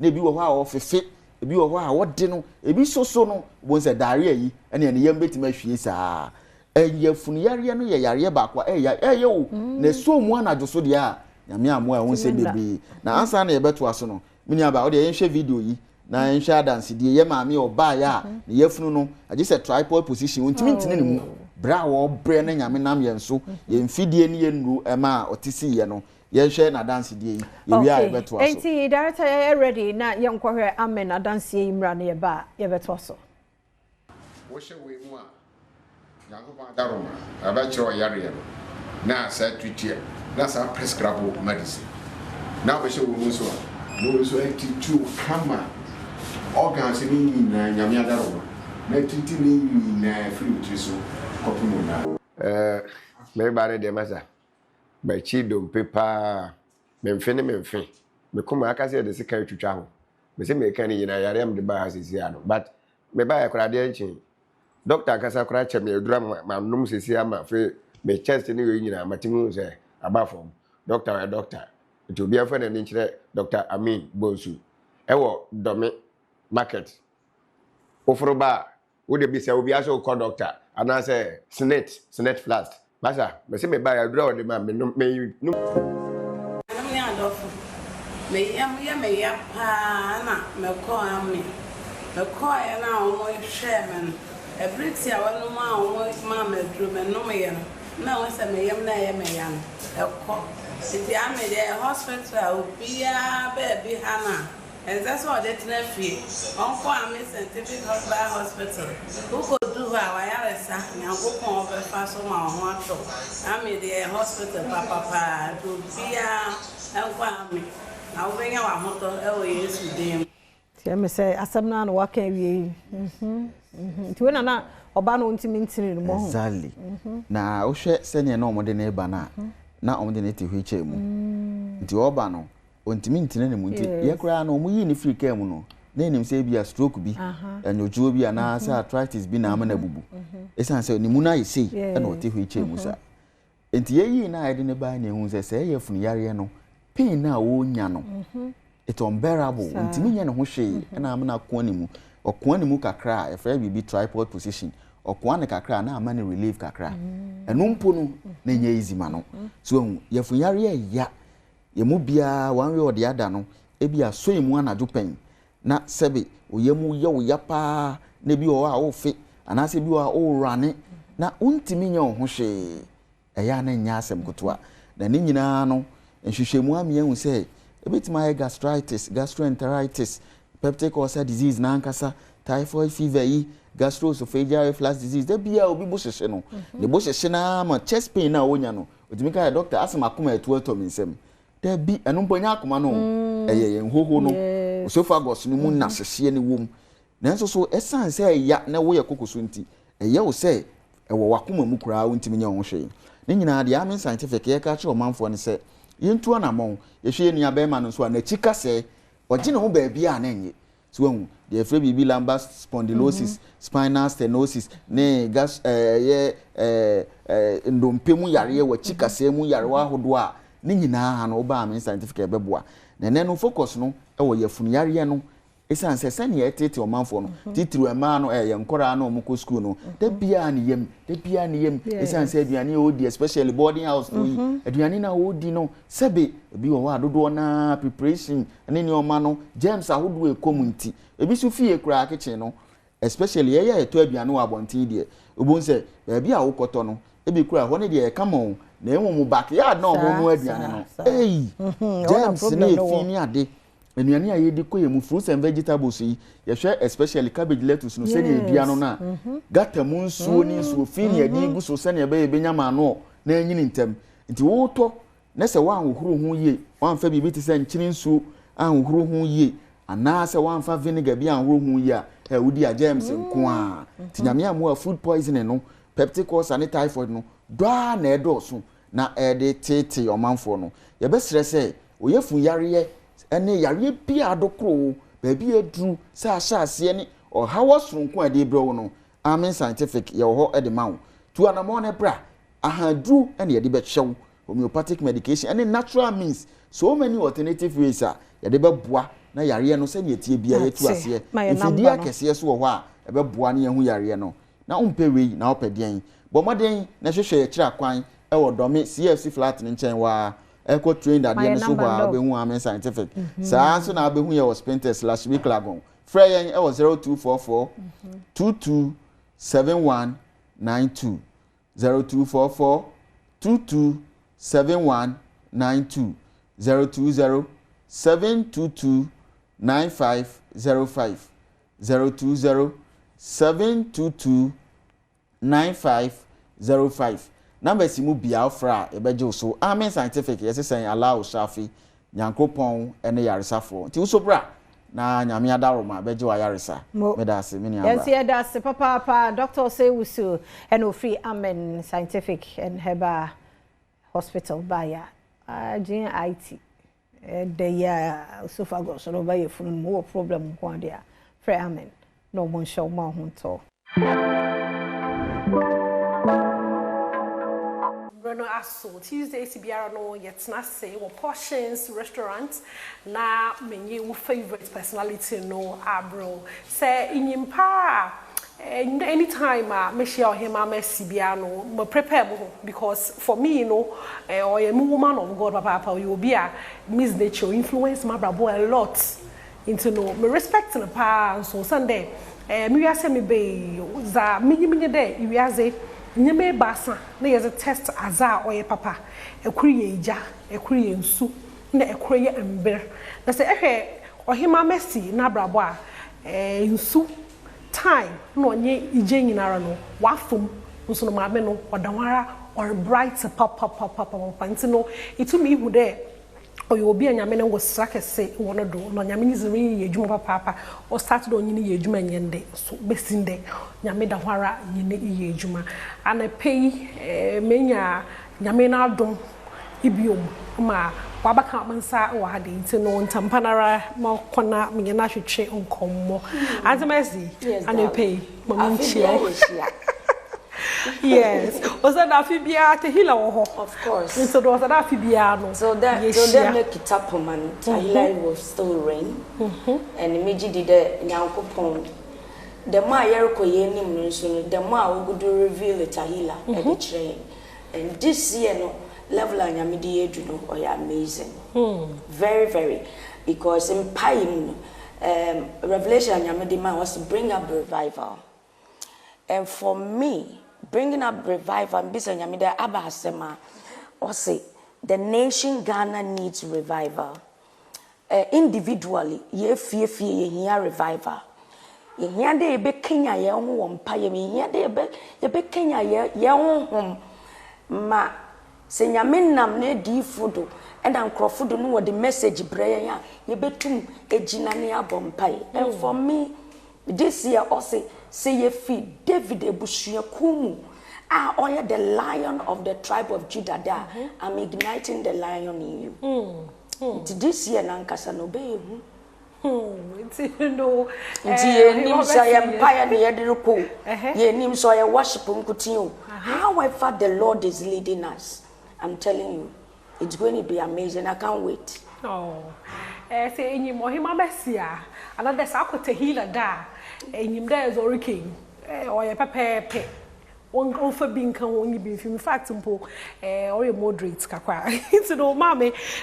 This year 20 years. Anna, how many years? This year my ministry 21 years. And to one to ejuma minimum 21 years this year. 21 years. And the reason why I celebrated 20 years is that you pede odi 25 years. Okay. Na books, na museum, na nyama. Nyame direct them in na ni etu ma ye ni nyina ewi. Ebe your book. Ebe your museum also. A music museum another for him Mercy. Wow. That's good. And somebody has gifted us a very big land. And very soon, nyani nyina na ebe ka 25 years no. I can't wait. The directions at which God is giving me ni nyina ye de beba. Okay. The next thing is that this year you celebrate year 12 years for Tahila experience. And the ministry is growing in such a way that abribia nyankopon o ma nyama yenye. We have the campus ministry. The living room experience for up and coming artists. We have Tahila. Now, yes, also another thing that God will reveal to us next year, and He's preparing me towards that, building the eagles for the next phase. Into, you know, it is basically on women. Nyankopon the mom early this year, building women to stand. No matter how the storms comes, empowering women to understand that it is woman that identified evangelism. It is woman that brought up Christianity. It is woman, true woman, that the revelation of worship came. Let's take Mary Magdalene, for example. Ono no chere ye de. Say dru nyame nanima. Or they to the extent that hey, nyame wa jime free boni aname wo mu da no de me Dimitri win ada ne bo ye den me de be wa nyame.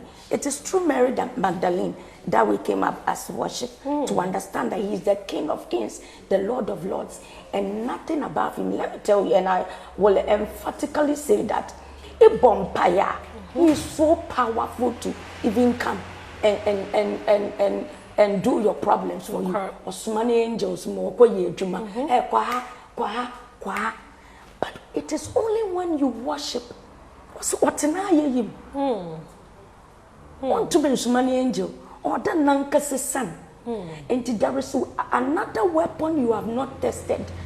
It is when you are going through things, you have to understand that when you let God be God, He will come and dwell. And Oba should die. What the solution? Oba. Or solve. No one samarange. No, Hima Messi. And yenya no wahade no Mamanda Portions restaurants for us say. Na hade is a local, no continental dishes na waye wahade. You know, anapa u breakfast some say my portions one run of family we are busy biano maybe zibiano portions or wahade motel wahade wo pub wahabi bia you know divisions bebre pedets na boundary pedets na inside their condition for who me pede ye biano portions e be do hade ya binya ho na aye na se pede e ba bi wo group of friends na do be gigi won enu a chede eba have fun pa is ba no so ye kama the Marantino portions restaurants. Contact one or 059-743-5345. But was none of your portions, Miss Anna Messi. One number no the biome 059-743-5345. Portions restaurants and pay and the one see ye papa the way be one abono at honum examam. Ye but a healer won't come, but me pede be free hoka cra. Okay. I am personally me wonder as was any bro. So if you are not on stage, erotonium, another because me never on paper, and that, you know, say any of the minimum, I was not any bro.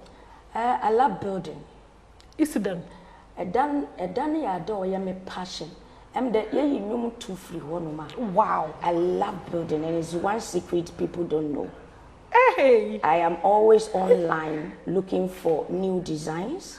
I'm always iba me dey ma TV o si ho nyina eda no nkotin ebi nwodo enti the little plot that menye biara I want to just do something with the idea that I have learned.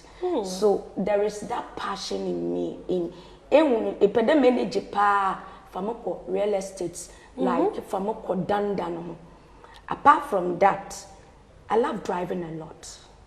And I love to explore. I love traveling. I don't my manage is to just explore, like go to places I've never been before. And music.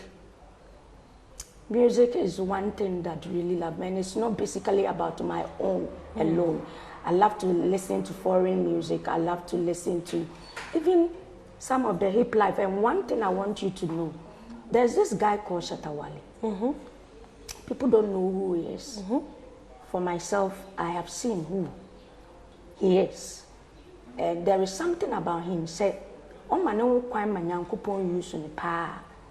will be too dangerous prophetically and evangelism. Because there is something God brought him into this world to do. But still, and dead. He himself knows. So I love listening to his songs, and Stone Boy too. Because some of the messages that they sing about women too much. Something like Tough Seed. I was going through something, I listened to Tough Seed, and it ignited something in me. That, can you imagine a driaba where dria wo baby and sushi we gudo? Now so still. Wow, fulfill. Oh, to me fulfill. Then there is something a baby no to move. There is some specific a baby or honoma. Then baby I didn't bet to be obey fifi.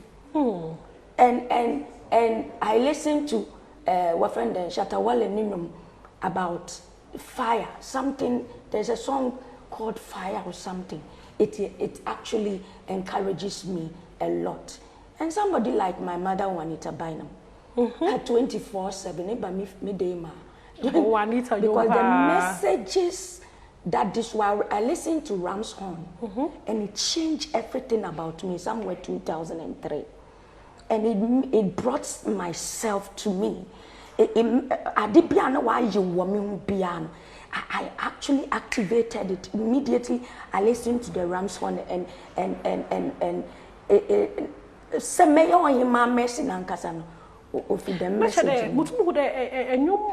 the way I can was no, and you lots of impact all the power. A lot. And messages. A lot. especially preaching. Nti yamba yete enyum for de yete enyum ne keke no beat na aneja saw na de be am de me tell message and sana ma pick. It doesn't matter who is singing the song. I listen to the message. Shata one na Stone Boy Asia Honda. Asia Stone Boy once. When Shatawale dementia. Asia Stone Boy when? Oh, it was a studio. And a radio station. And the reception was good. Very, very good. Of course, when you meet them, they make you feel like, oh, you are our own. And it's so lovely. I consider there be a new woman be in your manner. Because it's a lot of collaborations between gospel artists. One person that is so in line with my ministry, Black Sheriff. That guy. Yeah, expect a collaboration, Anna. If there is someone I would love to do. Oh, he might be featuring Black Sheriff. Wow. Because when you're Adom that gentleman, you see, when you see them, most of my side, prophesy near Bombay, their messages carry so much weight. Some of the messages, it carries so much weight there. It's a message now. You know this is from God. No true message in Ankasa no on task. This is from God. Our young Tahila. But not be pedanka. We building some known so me pedemi bisa asemi o honom nanka ye move on ko Tahila. Nti no me pedemi hu dey abas no inspire them desire there sisi than be from childhood. It was from my childhood. And I'm mommy work classroom to force them go a teacher. I love teaching, seeing children too. But building is something that may sure that what won't be as in Ankasan. Madam Mammy, I bet you make the doom because I love seeing building. Even my house that I'm living in. What was with you so far? It was designed by myself. What's with you so far? Oh, the man. That's meaning. And I was done by him. Oh, so far, me were bare for. Wow. Going to real estate another day. Young mom pie me come. Wow. I'm preparing myself for that. I'm preparing myself for that. Sure, mommy. Yes. You deserve a papa. Into one Madam Lance. Mom, assassin in our in Shanken. No, what's about into this year Tahila experience? Opinion and all. Every year be our opinion like all that was set. And in time our opening neighbor. When I finished dressing, and I said, Papa, take over. No, Abba. My dress area now, like my shemata now, I say, Papa, take over. I see myself being carried by some kind of atmosphere. Meanwhile, I was watching 3 days ago. Tahila experienced 2023, and I started busting in tongues because myself I've not watched. Yeah. If you ask people around me, I don't watch what I do because it takes me there. Until I force myself, and we're discussing something. Now me more be every day more, and I saw myself in a different realm. 2023, 2024, the kind of words that came out of me.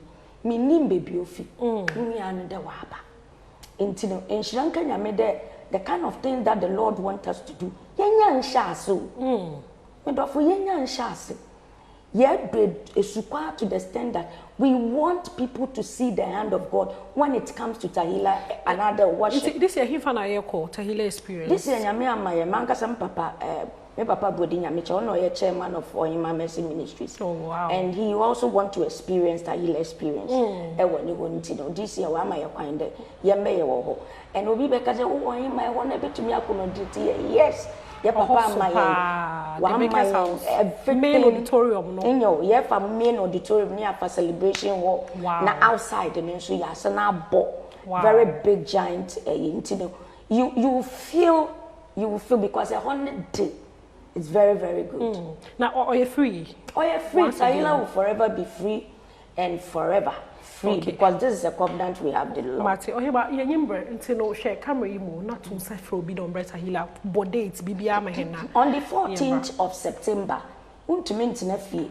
if we say when you make person who bomb punimpu, obi anya na dance here all this year 12 years ni said the ntafo ba said the adwuma ba omo amutu kwan ne ba mesre wo ba tro wo asama o pesa odutu nyame ye ni the cross kese ebeba besi wonum na fa be na so na on the 14th of September ewa ye papa bodi nyame cho Makers House Chapel Destiny Arena Makers House Chapel at exactly 4 p.m. said the IPBA no ye no unim say ebi kura ba so wo nti won so bra na benya baby papa tena na me gidi say this year enso ebeye wo yi a wonyame ebehwe.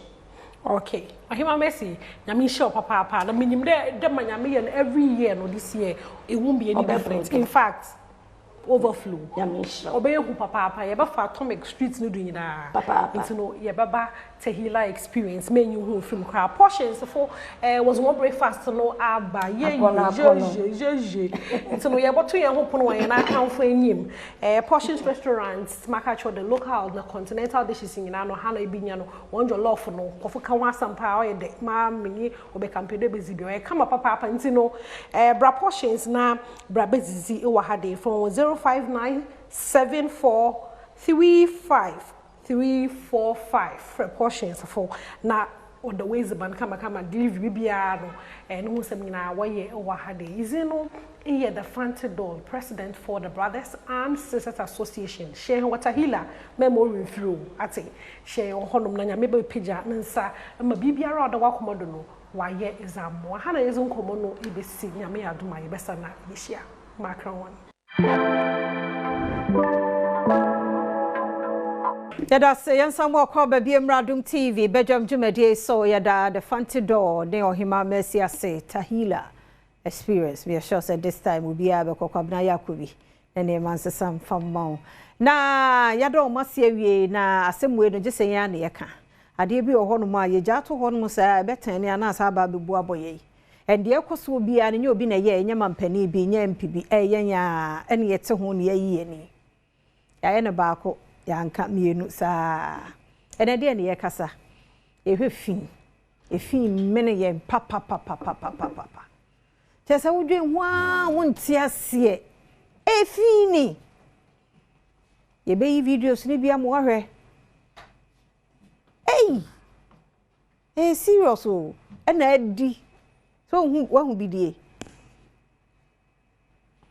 tese bi wo kro wa nye careful a obeka say e level dade ayaye dada efi no gata no mu aye mama efi no ene ekwan no kra ye pe efi aye te ho no pe wo de wa wo bi atwetwa bi fabra efi ene ye te ho odwom baby ye see ye ni fruit and vegetables no ote toilet no ho abola sa gu hu chese me na enje bako akotoedi ni pepepe na ya na me hunu asa wo a wote ho no em sa wa hwia sa ntia na ohwene na age efi pa wo kro yi mu fi we adai we na making we epi aka ensuo mo wuni say ensuo wo efi hwe ye wurade yesu ye bobo ye twam de bia assembly wo ho ye twam de bia ne ye gisika hwan tax hwan bejini nyina so still ye tifi ne ho tesa wudwen wa wonti ase o yana chese ye mampani for president no wo madwuma no ye den na kaza mampani betumi aya nko be tax ngrofo ko be yi a regional minister bi ko be yi DCE bi ko be yi MCE bi esanse adwuma no so no nko ntumi nyenti ya chichem ye wo DCE wa ha ye wo MCE wa ha hwe enti nsuo no kitua bi kura na yiri na efa ye hwe efia na aja emrantie hwe oh erade ye mobo uhu bibi se na na chese wudwe wa wonti ase enti wa so wa ye bida wonnam ye a pure water rubber wieye uja to fo ye ma no wa wen kate bo wi a chekere ja to ho obi pra wo kra ka bia na mistakenly wa hu kra na atofom hey ona abe man yi sa word we enso ono kwasi ada ba ko na te front seat efia da ko hwe no mosque bom paye de ti bo ho se ya enso ye ko ken ona abe man yi be de na zumla ye fo anya adwuma ye we kwabna be kan o mentality na dream we ye tirimu a wo ye sure se ye betimi a move on ye pani e de ye ho toto aman ahodo bi hwe we mu ye se ya wo de anyabre na kompona no ho kokohwe mpona no ho ye se ye nya nsuo ayi mojanam ewe ye nya mojanam we ne yenwe fish na da sorry to say toilet nko a senya galam say mercury ya agimu ya toilet nko a inti ene typhoid nom ni ade bebre we mampani na meka ye kwabna ne ye ukọka obaka che osa hanam from ahe tan kura dodo fa de to so no bi didi adai enti mpanimfo ye se yakura ya betimi aka me se kompona no wo mo tete mpoa no ko hwe I think em say 2016 na 2020 mu ho ye ko second D ai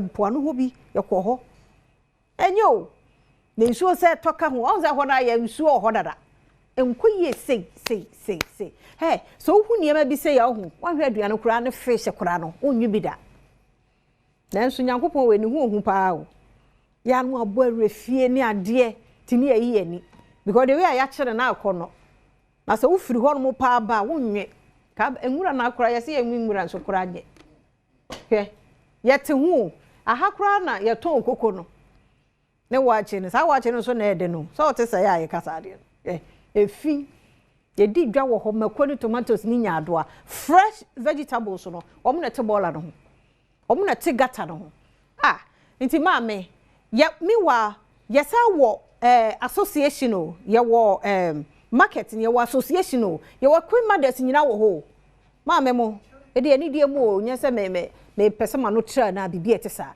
nti association na for de we mu nyina aka ho hwe we say sa vegetables we mu ko hwe be ye no gata mu nsu ene e diguso gata mu nsu ni e diguso ni e die enti abonti aduane topa de nyame hu mobro bi o ti ana de bia mi twam na mi hu boys a si esujafo bre odi ni te say yare nko a to be wie typhoid dom ni ade nko a typhoid nso no hu ahi o che HIV unhuna ubako ni etitu malaria ubako ni esise before ye be hu sa typhoid na wa twea ama kofu nyina hu ana o mu dwane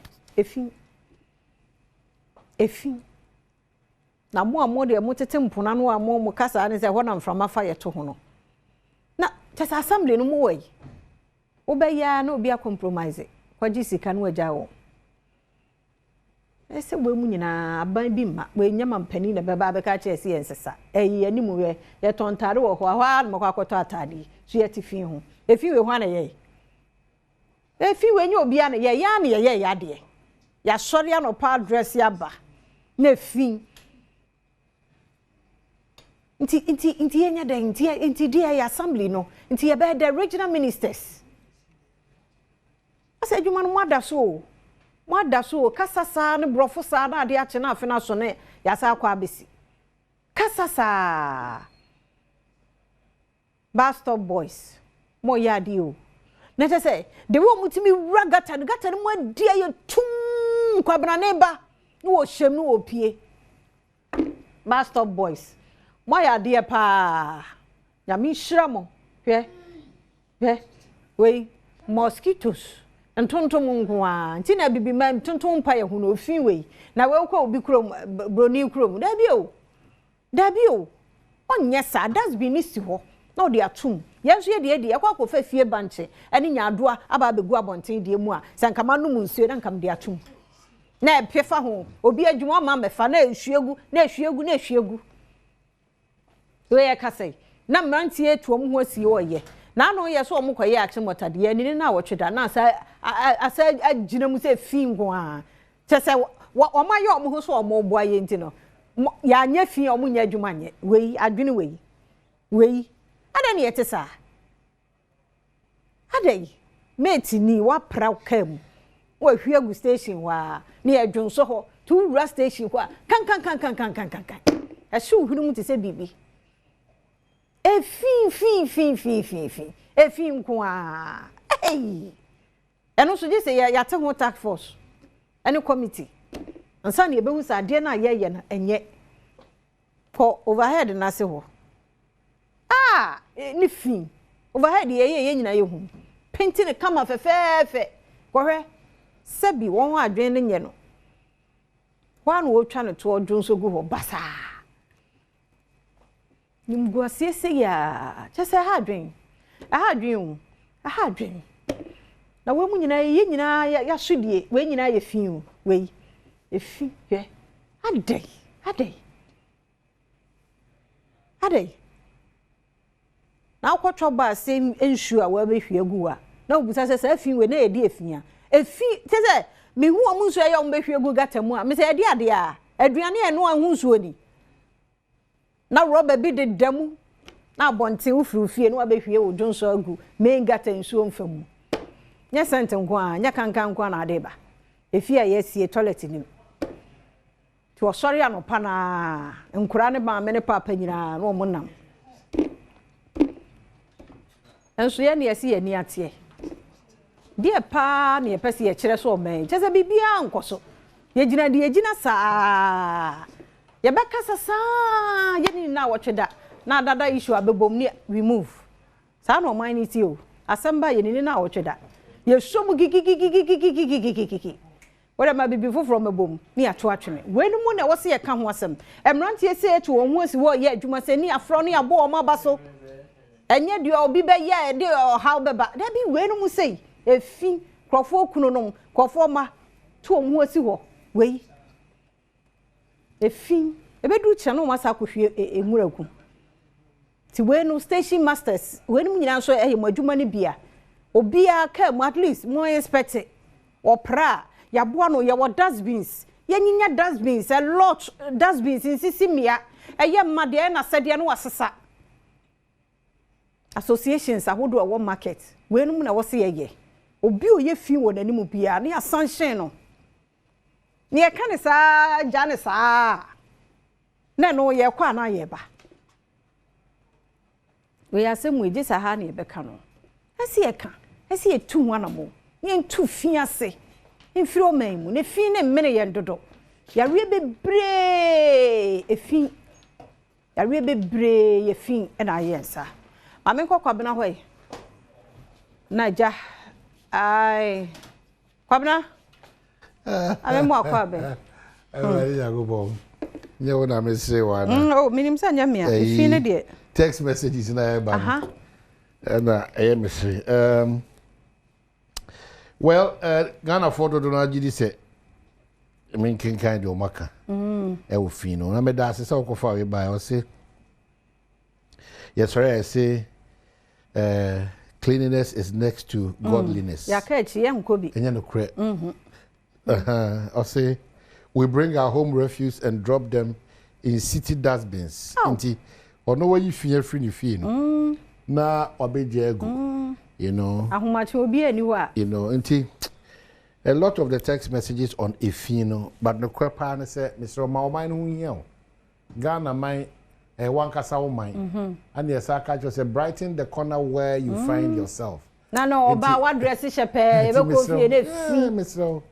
Ensu oto no achu ball nyina ba begum. Ti se nso na ntimi an talk ese a na fi ne na aka ho.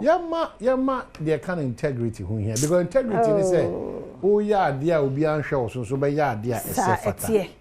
So what I say but we there ensu oto esum kakra bi bape na kwam na santia mo ade obuom na ode akoto gatanim say ba.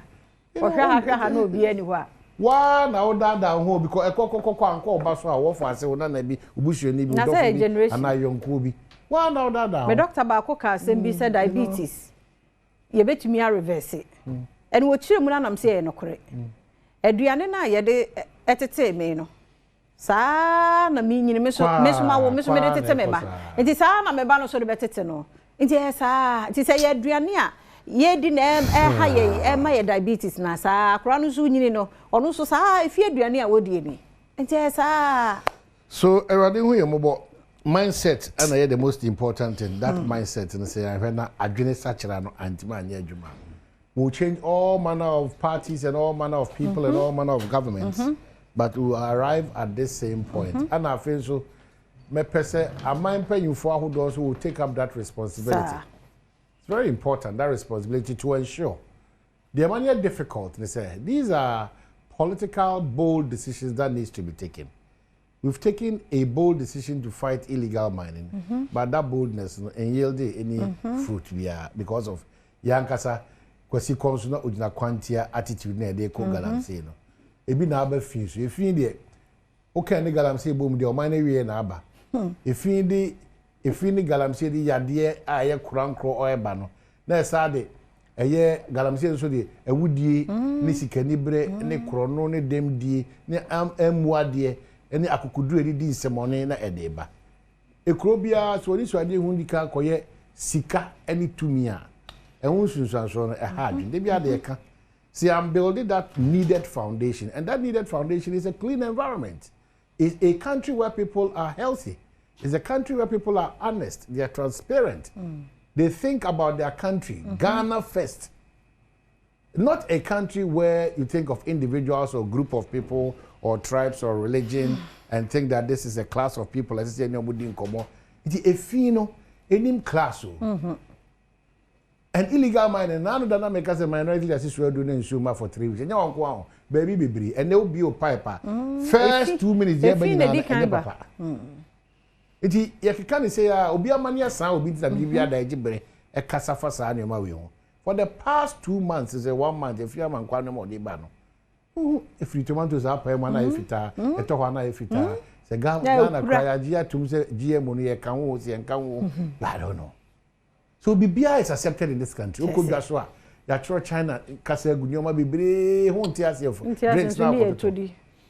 A Cromhan Kwan and Nebesi Nano pay any pebble for Quatiquazo, Eddie Conconte Franyoma, a Francat, the Francat, and Moko Queen of the Gum, if you any call, so a young Kwan, overcome most of these coast glasses over the Akoko Gum, and the Sudi Cocona, and I won. It was that, that's now as a conference, Buja.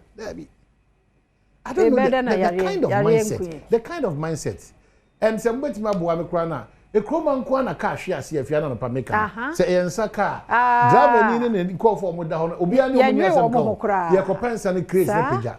A more bag, a more car, a mono, that is the country we live in. Eh, serious. That's example, a more car, Obiania, one will be awkward. A more car, she has you. Yanuni Pano. There be a more car, she has. The more crowd, I say, ye. Full tanker. No watching. Obia. It mindset. Just how doing wow. The Sunni politicians and on the bar. What it did getting the solutions to the problems of this country. They are the very knee-jerk, the very political solutions, the very referendum solutions. Into any permanent solutions for this country. No. Serious.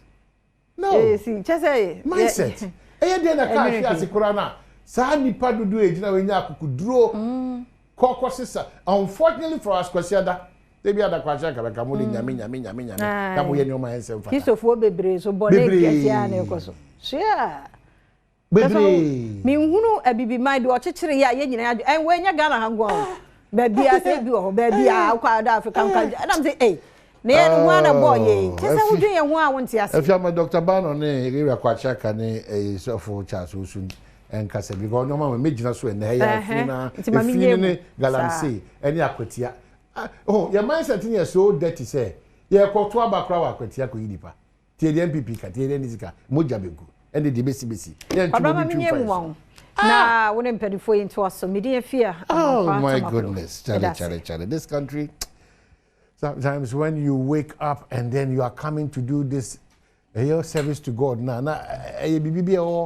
it's so frustrating. I don't know. It's very frustrating. Very, very frustrating. Efi. Galamsey. Abambia Kraba will say educational structure. Another dangerous problem. And I have somebody in the academic world here. Abambia Ba. And it's good that the panel is comprised of all manner of Abambia Ba, the educational calendar on the Sabbath. So how do we progress? That's the point. How do we progress? We cannot be nationalistic in some of these conversations that we have. We cannot put Ghana first. We cannot prioritize. We cannot say that for this particular conversation, we need to put behind us the MPP-NDC conversation. We cannot say that this presidential jet matter, enough of the politicking, let's do what is right for Mother Ghana. We cannot say that we are deceiving ourselves in the fight against illegal mining. All hands on deck. Let's push and push hard. We should be able to stop all these things happening to us. For time immemorial, Accra Kumasi Road, how do we ensure? Say, Papa. Politics, as usual. Partisan, petty politics. It's bad. It's bad. It will be clear no bet me abuama Ghana et me konkan. It's an so NDC no MPP bad usefulness there and dabaya. Oh really? We are the conference Charles Ozu say omeka committee on bet me ensure say eye Galamsey bet me Charles Ozu. Debi. Ono kwa ni moto koye edaha edaba bia no. Debi omo mpe kwa o no. We see amaye no kure kakra offensive. No kure die no kure ka wo ma enyan ebon kontompo ene ahomaso ene adwene enye papa they be than trying to set people up, set people against the other, and the kind of media that we have. And I'm happy that Kwachakawa, the media that we have, this is a man who has come from the United States of America as a professional person coming to sacrifice for the Kuroma. Oh, I know for Kachi but moment in Biasaka. Because me see school ni hospital ni you know but I say Ghana Montesa ni manasiana so that why you kwa my 20 my 40 my 25 my 100 my 150 ye yerenyam ye ba of esa na na de nam sa o man obi sorry a na djuma o ye nyina say he walks around destroying people's name, misrepresenting people's names and getting paid for it. A bunch of sycophants. How? And I'm surprised. When they are in opposition, the things they say, when they get power, it's a different matter altogether. All of them. You won't bring power. If you are trying to draw the attention to maybe a defects are all drawn attention to no man abetiso. Oh, aqua, I'll be assuming, ye mommy assumes I'm out at only in this country. Wo na obasom ye no ye mom no ye dia ayam hihie ene ehun e de somo but ministers bi na because mo na wiem most we know you ye no ya ko suku ya o si uti na o she bia na ye she ye o onyame ba ko na nyina esum no you are coming to serve us, not us to serve you. Omo kasa because omo nyun sompo. What country is this? Now, Obia nya police no bia is here kokota say ya no ba as a chenchen hene e krasi gamai gangaria minister a man see crash for no kwa no ho emo wa auto na mo bodiza hwena e krasi ne potem puntu nkoso no waji bibia aboso kromo amanfo girls oje gi omo sabe ko o man see crash. First point of call. What is this? For how long can we keep talking like this? They be yourself from the Tramon. Say, as young as those days, Kwachaka Misremeka, me may school 1989, Form 5. No, Accra Kumasi, me mamma did me free Kumasi Abesia Komo for our tema. That time cocoa board, cocoa processing a dimu papa bien near to the game. Now, acquiring a free shoe from 1989. ABC ne e otemano sa akwan yejimi are we normal? 1989 major road in fact they may cry ringy cry say urologists for me and 7 omunya nkwanhia Any Alhaji Kojo Mahama of blessed memory, NDC regional chairman, that bro for Sabrina. All great people have been falling down on this road. Abamba no more politics.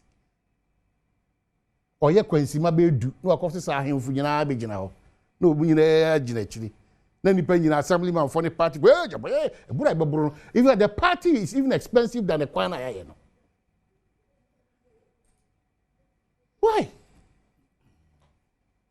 Why? Oko hospital is no bed. Unya 300 pena bed naba. O mine ni wom no. Oko hospital is no bed. Ucha 300 and a bed naba. They are too irresponsible. And the public service are done a place for partisanship. All government institutions, they watch it too. Your MPP public service people, your NDC public, because NDC, MPP was no, not NDC for any more classified information. In the MPP show a opposition, MPP for some woman so almost classified information. I want to know. Akwaba. Yamide. Amahine. Bibi ayiboko. Yeah. Ese die ne mai kakra. Na ene wakasa ma nimpa ewra ho kakra. Ohwe ne ma ekoso ye ma animu a. We are trying to reset. Nenso still aye wachire kakra. Enti yem back up. How do we back up? Maybe yem back up. How do we back up? Because yem back up. Me na obedi me so. Ade oni blame me ma e da che we pe me se mempe. So how do I back up? Say no mahine. Me de me kan say baby account na sink yakodu no. So ho there you fast some pragmatic measures be. Every time I say this, emra yesano. On se kwa me nkroma ye young pioneer. Ne ya ntiase ye. Ba wo hwe gitiam de ma ye no a. Nationalism no ye in Bible in us. Uhu government idea unim say ye odia. Ye sorry no pa ye ko jogging. Ya benum milo no wako class wako march. Ye ti say military no. Nti ade discipline bi by mu a na those ne yesro ade kakra. Yesro abanyade. Me dem hwe asese be ya sink ya go we have to get something like that. Emri bi na me ba ha me ka say yemma youth ni nko military, obia nko military training. Anza na me ka especially national service. As Matisa fear the binim call, which is very good. Every Ghanaian be over school be a do call for 6 months at least. At least Ghana said that the military, there's some sort of discipline. Or was a man, nimpano quantity mua boy kakra. The anyesa na de tie na government bia bano kaso or pray no why ye near me year. A beautiful year. How do we change our mind? And what government can do justice to this? Obey there, we are. You better I didn't go because the mindset is not good. Intermediate, that's why I say you reset no. Yes, also reset from the youth. Maybe a better in 10 years to 20 years. No, you dream and call about my dream as a son. Oh, because who quite Britain and Yakolak in a war. Say, Okradia or to chocolate na a cavano ya, a crack at you. Obekurapi Padesa, copy Robin bin. I didn't want into a culture, part of the culture. Say, we don't know woman or Palmo co school. Let me general film, one pass in the Siwa. Or my enemy film, some calank, or beyond Jabuki, no. O mina come sansa no mina kotina kerum that the lateness be any ho na ha nkwala no bon say obepre no way struggle na way eti yeah education pa from our youth no yes started whilst yeah esura mana ye no say person man yet say abofo pa abrochire dia kwa efibie na fam bibie ne dia we need to start from the grounds na yesuro ne ye bakrebe ye no you try and build the economy no economy between aboa me yetumi ade atete nkwala no na mum yes we dia e be ye kakra na enso no culture ne ye mahene but it's been a while but you know sometimes I get disappointed in more and more academia because the more and more educated the more on foolishness juma or mine I can't believe it. Mahine, I'm surprised. For how long do we see? I get right. Because we are subjecting their 24-hour to academic what does it? Yeah. But look at this. Mahine, no correct. I mean, say minchia, me penny for me no or coming one pay. Omahine we asama maybe at the trammission de bia before me start my lecture no me take BS 10 minutes at the Kasani we my class into my tena me lecture hall there both postgrad and undergrad o mun name say ade am Omahine me de bia me ka say your problem ye wonye Ghana as Africans black Africans say yes you already need tuntum no a problem of mindset ye how no e wo ya dream ehɔ na problem no kɛseɛ na ɛwɔ ɔnsɛ ɔmahene wo nipa de bia no wɔn free sɛ wɔn yɛdie egyina obi so a saa nipa no wɔn puntuo ɛden sɛ ɛbɛkɔ anim and that is our situation nti sɛ wo fa the black African de bia wo free sɛ ɛyɛ obi nti ɛna wɔn niye ɛno nti na sɛ obi kura wɔ abusua mu na sɛ abrabɔ no nkoya wosie bia ne maame anane nana anase ne papa a se bi wadi ne mfie kwa animu ono ntida oniye enti as black people no de bia no ye responsibility I wasn't can you taking it up na yetumi to ho anamo no ye pia e de kohye obi enu nti na se wo ba eye amanyosemu a se wo for man Ghana de bia ye koto aba edi abufuo etu aban efrisi ye free se eyomampanyi bi enti na amaye niye na ya na bibisa a question bi na ede bibisa ne nipa bebre na asre me se menyi bebre yomahene but kakra mehu enti na ma de bibisa sa akwa me se ye wo enipa bi a nipa suo bi emema ne ma bi a sebi mpreduasa omo na wo de ye from politicians ne ma ye as a country ana say ye wo ma bi ese ma we mo na ye wo politicians ye wo ma bi ese mo na ne ma bi sia e betu ya me wo politicians ana the politicians ne nipa omo free ya ye mu e na aba nti so omo free ya mu na aba de a na say over the years no maybe who JJ Rawlings maybe who President Kofo maybe who the late President John Ivan Sata Mills maybe who Yewura John Dramani Mahama first part and maybe who Yewura Kufuado eso de and ya sabe who Yewura John Dramani Mahama the second part next still na Ghana for free sense sa ye hwehwe no ye nya ye de a the problem goes beyond political leadership.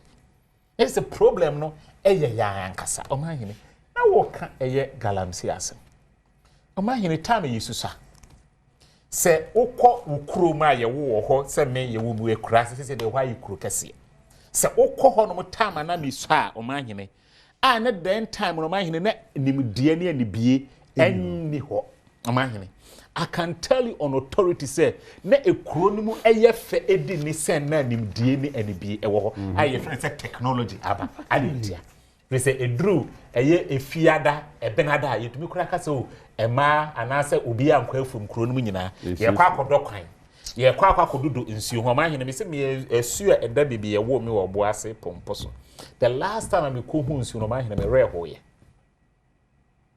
tese aye tan tese enwura afu abunkam so Omahene me kase me so a menyi mofra bremu no me hu se asuo no na ho kura afu da so that is the kind of mentality ya build as Omahene wuti we sene na woke na mo yi bibi wa ha no mo se ka akwakobo ho enipa ewo ka ni nipa o ka ni mo aduane egu ka ni eso nipa na wo ka ni ye ja won ho ye yi aduane ni se nipa ni mu it clearly tells us that there's something wrong with our psychology so enti ayese we are in a generation Omahene sika ene ahonyade abedi anim enu nti no first no na Omahene wotie kurase na se oba ewo a enkabia se bosome ba kokosi miensa de ensuo de nsuo nko bi da omo no mutie kurase no ekromu ho nyina de ko nsuo ama no efufuo ekromu ho nyina de pa de kurase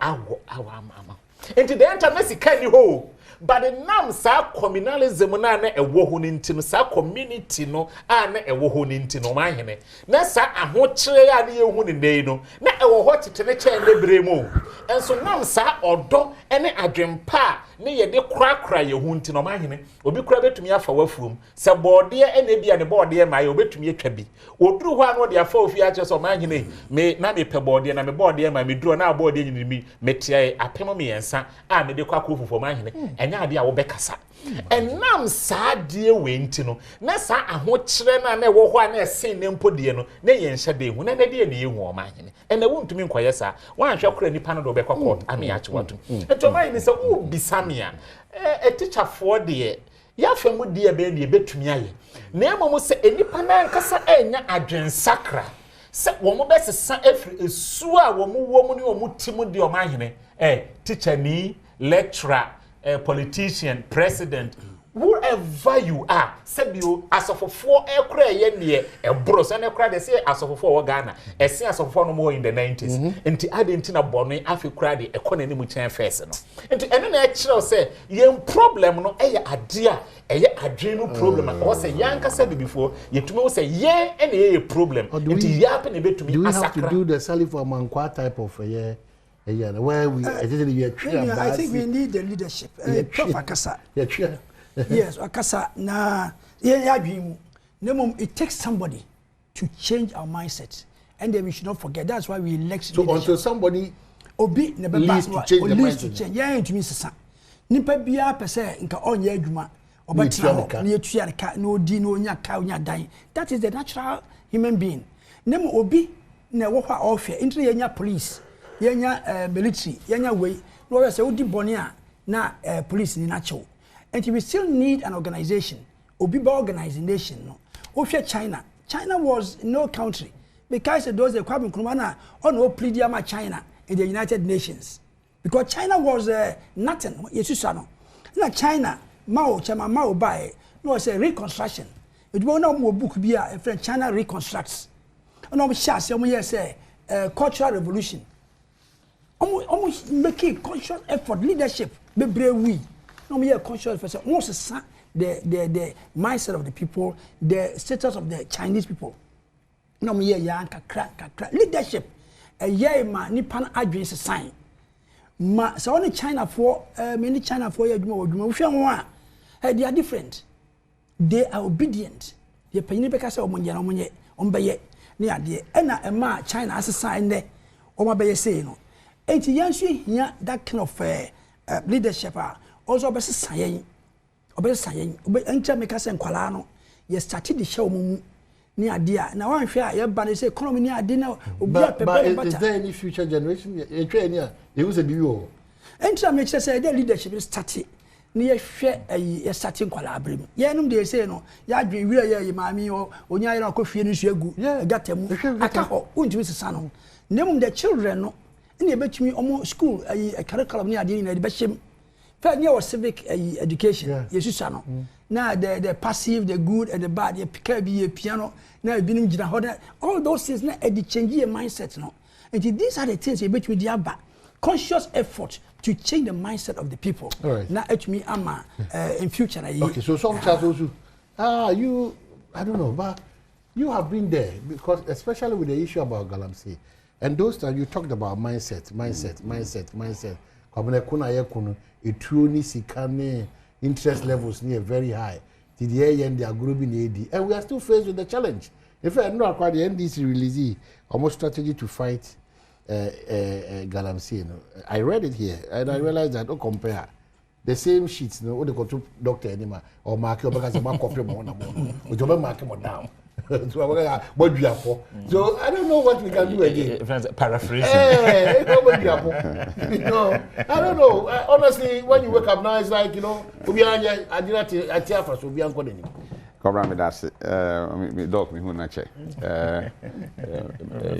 Me offer there. I think say she have said 2 or 3 weeks ago. Okay. Yeah, mo bi bia so ache. One hour hwe. In fact, answer na make asa no. Enrana and Cransamine, Nana Kwamba for also at 9, Cransamine Henny. And then Jumma, you did now what you da, and an uncle Henny. Nana Besum on my pa was some and Cransan Changunya. And the Yamabusia, and in Cransamine Yako. Cobra? Say a class number view, and I I just love it. Yeah, class number view. That's why I have a business. Yet to wait. What would say police for combat crime? I'm on your phone again. What would that? say combat crime say enumere ye operation count life you see checkpoints that hold one politician be order in the idea crime no ye mfa politics na dey ye dey ko ye bone no ye mfa manyo sem ne dabi ye bone nti am bisa say one say enumere checkpoints that hold na DC we juna na minister we juna go to DC bi o ma go to minister bi o go to governor appointee bi order Jama security agencies na dey omujuma because what they no more I won't fight against crime anamebwa correct and whenever you who be say a crime a politics but once it becomes politics a crime be because the internet will be away yet toaba in fact galam say yan can say I'm starting sebi na anu adabebo so mean any start here. The first task force in Yura Mills ne etie. Otie no. Niema kokko se ya na afi na ya change nkofo ne yi na ekwa na enti se ya yehu ne nei. Yura Mahama bae obeto aso mfie 9. Wantime ntu ase. Yura Kufo do bae mfie nwotwe. Afi de kwa na pija ni mu kese. And then we had a proposal from Amanyuku, which is the NDC. So galamsey kumu na moto abaman ya ye betumi etu ade na se nti monto aba mfama yen ananya sa correct ye de tumi ya shawunza nti why are we discussing it as I said by this time here ka say se yentu ase kura wi ya nkai den ka abre ne ho ase ba kwabra fi kwa na pija ni mu because I am on yourself enye mra ne de David I am on yourself ne na how ye am on yourself ya yen try say ye be bo aban ba so da o say we be opposition unti what be that bibi o be anye doko how the economists unti on the bit makana minim whether it's Ato is doing right or wrong but Ato forcing the leadership now as the finance minister it is clear within the government and when I mean obi kasa me money di na say na chale da mo nya dey say hey masa Ato Ato ma ho kwan mo obi anya de ene ope na release his cry no I cause just I say he's doing whatever they so he bia but untimi mfa wo pe enye abra Ato eden e ma ho kwan because he can ho de eden e be free aba sika no ye ready dia mfa ho eden enkonko sha de cry obese wo yum enti leadership so the minu anu nyina aka no agya bia ofia so the agya no tie no sa na ne ma eden etie nti wobetuma kokoro bi mu yetim ka say efie we mu de ye nware ho efeso mu ni tete pa kwara nti bi da bebe nti aye leadership say ye ya adwen say bibi wo ha be na o man we mu a ade ne ntimi ye komra me pa cho say external aggression bi ba o man so a abanyoni be na o hye na aye kan say bulletproof o be ko de ne mu asrafo na ekuru and areas now I'm saying on how many areas intimate contia because I am on yourself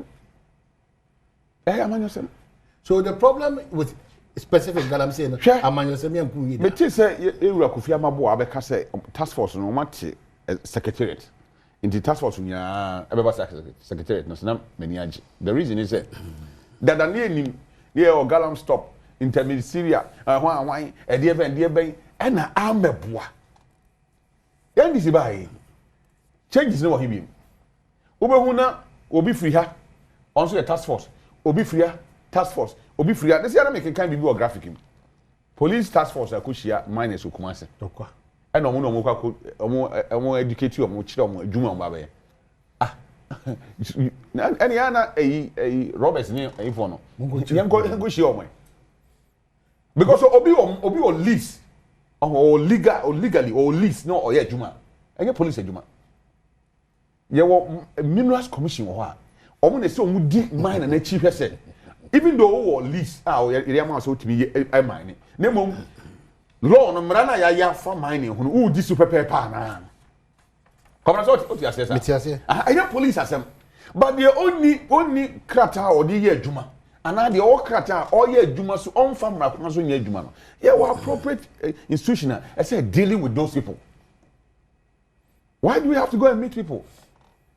ti e kire om de nti yaba ene ho nsama ene na ye be kire Ghana ye be kire nkofo say oh my ni water body enya de papa ye be kan kire nkofo say we need lunches don't go in mine David and be say see I am on your assembly area into ye pampa nipa na sa name no on go for no mu no because I'm involved in that criminality my kanokre in MPP time nipa no ye mining the do no me MPP for and NDC time or me NDC for that's it and the reason why here the previous government intimate because in fact me kwa ye bi before elections or I go wasa ekropon Miam shiri papa. Around there October how baby 2024. 2024. Hey, I have something to say. We are was akropon. Chrono just left and right. Na few oba dum kwa ho nyina ya mfuro no me nyina just say ya bonten na nyese bi omo ye na wura ma obi kwa kwa machi omo. We de omo gina kwan ho na mo eden. Omo ye obi atwa ma obi anka ho we. At that time. And the question is that Senanka or we opposition for hey you dare not and it's a next and call for so I could draw say I could do more for it's no cry woman say ye ready say ye per se ye kutia galamsey here aban ye ready so kutia galamsey ye be discuss bi unim say anytime be a crime be page and ho baby certain area be na security agents no ma omakohia omo ye dissect meeting we are omo hia a Senate force na yafre ndubehu na asojafo ati omagu krom mame ma one example United States America some na yeken according to records no Washington DC is like every day be a ikum nipa every day nti na metie JD Vance vice president or say o check in a year about 250 people na ikum every year. But now know that Trump who said, no, how na capital, yama crime heading, costo. Now, said is cost on there. Also, police for, but member national gas heading, Abba, as you have wedding, Abba Krum. 2 weeks in it won't to it. And your politicians again more. 2 weeks in it won't to it. Only Omunam Krum Keke, Omun make arrest, Omunam Krum Keke, but Omo presence Keke. I will Krum Keke. I deter criminals and some bedding on Biddy Bonnie. And she, oh, Obi can say money stop nonsense. To me, stop nonsense. Cobra, Maka, who say, Yura Colzada can, Yura Tornado can. Ghana, you hear the about Cope, you hear Forest Protection Unit, a wing of the Ghana Armed Forces. I share the Chief of Defense Staff, I say. Because the Abu and this crack, Sepa, me, and one was saying to me to Ghana, and say, Yura. CDS Japan. One of the first commander, Galam stop. First commander, a Vanguard anti-Galamsey no. Vanguard no. On na danko ku for the pension. Ya appointee no a odi animu yedi kan. Enti otiase wakọ obi. Yenya akono farmer security agencies na enko, especially the Ghana Armed Forces. Na ye jihad mom, na President mom mandate say CDS, I am giving you 6 months. This is my word. Public will be who. Within that 6 months, no, say Galamsey, but this will be a Galamsey baby. You will lose your job. Come now, the young say within 1 week, 2 weeks, or 3 weeks, no. You be who say Anomaba, Kuraba could show so what Galamsey baby. A simple thing. Say one word, no. Ah, come on, you know what to say. I tell me, now, no other Sabi, you know what na ntokwa ye start na ye wo ye akoso aba previously no say ntokwa no page na mu pa ma na fe ye kunkuma school for ne no na ma ade na o mpani ye na o taxi Ghana forces for say make sure someone dey some give be ba ho so who troops na e call but you say discuss boku na say ye discuss boku na say so what are we waiting for and na boku men kasa asundua ba na mom as calmness be you know so talk work akra man ne ona na boni wo mutima da bia wo de say yekum nipa abrase kakra enti mesreka e say yenuanom na eye mine me nkasa mine ya de boni because e binim ho nkra mine lands na ye kan so no big companies na wo kru we mu a boni o mu di no ye kan ne abeka Ghana fo nko ahwasem wa wo kru minimia me kru So him have Kenya. So what we so. And baby or boy be about here discussing them. Into mining itself nankasa no. Ewo se ye tena se ye di hu nkomo yi. Na ye yi amanyosem free ho. Na ye di oman asem esi ho. Na se ye hwe ne Ghana beyond Yura John Dramani Mahama. Ghana beyond whoever is coming Yura Mahama echi. Na ye dream oman ho a. Ehun komodie no kwabra ye bedi ni yi. Me ade ba ko am we buy oye ya na me depa kese no say ye J purchasing of gold no e free ai amanone for nsem. Say oye Lebanese ni oye foreigner untimi meto gold em free em pesu aso den em fanko. Na o man nan kasa be take charge. Na aye ho adwuma. Na mo beyond that na ye mi say gold na ye to no e free hin na eba. That is the first question. Say, I would say, sir, Benivosa Jawa near the Aswa. You are John Dramani Mahama. Open so, I did be a besi, the Papa Bina, the Babo Abaso. Nemum de Bessi, I bought Nibiaso, the Bijao fine. And he said, "Tune for kind." Yet to Abamao, but Mama Cow, Momo Huina, and Omijao. Udini a babo, at the Ashamra, Udini a babo, the Tumra. On fun and Nancy from now for once, no. Ni pains yen kase on the ya ban or buy ya ni pains no galamsey e be ye tin of the past. Okay, so just me that's it.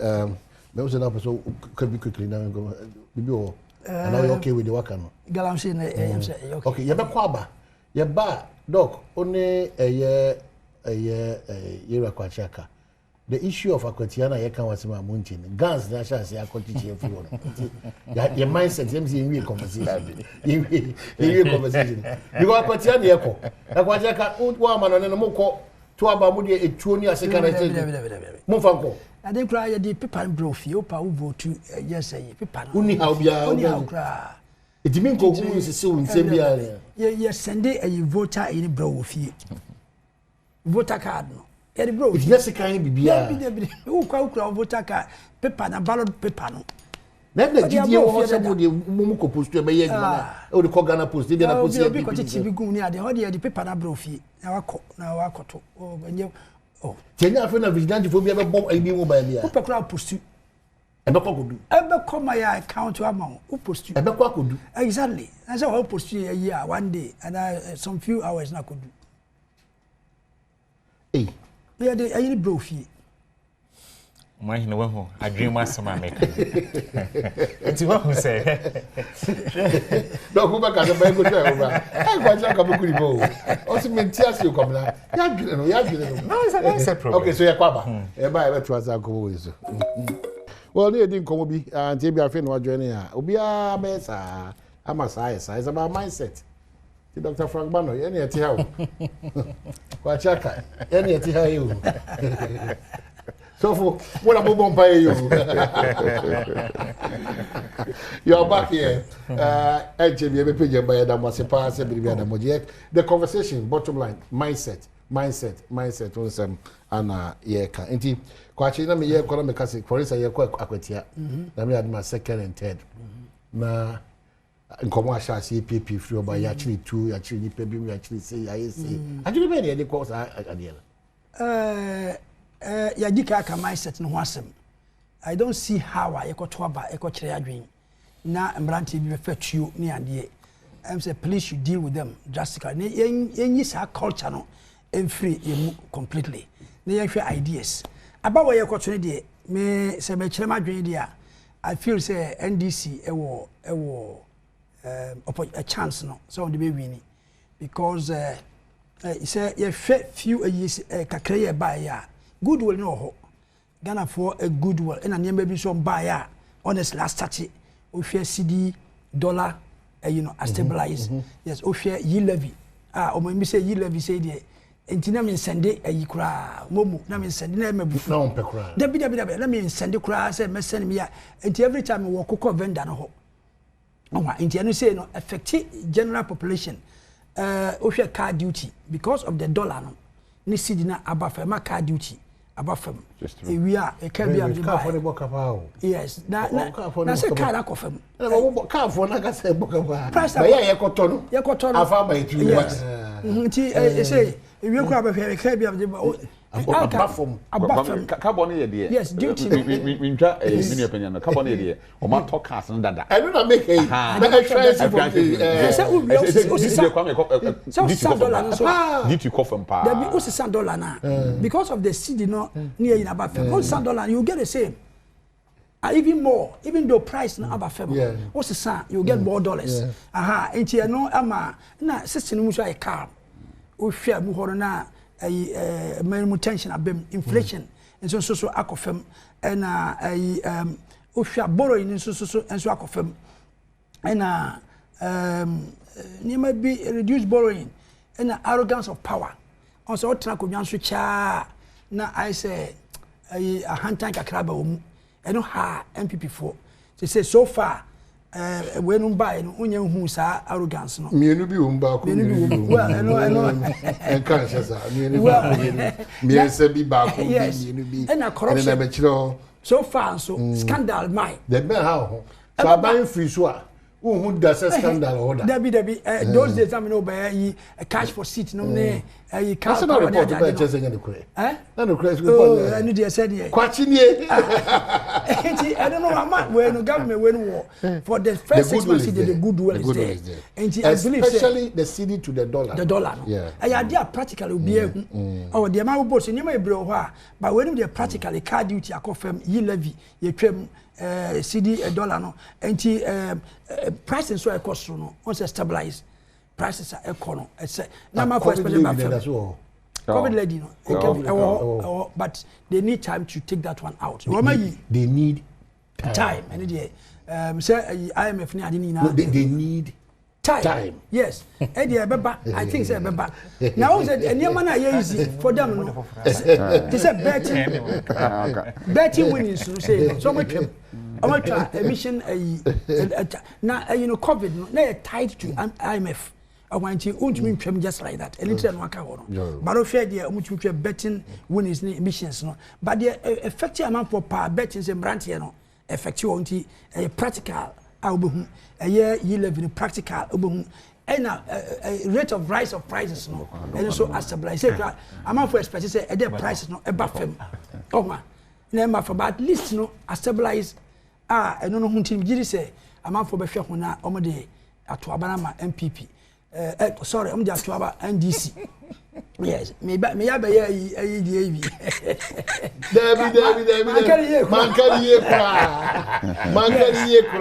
NDC unfortunately no for that kwatia because of what I've said no me hu how our MPP candidate obetumi be convince amanfo say omonto abanam I don't know how he's going to do that na me wo bia me submit say nipa wu a dam nyam man yo wu yi on say the tane ne ba kumi e ba asempa me me fiada we e kodi a Friday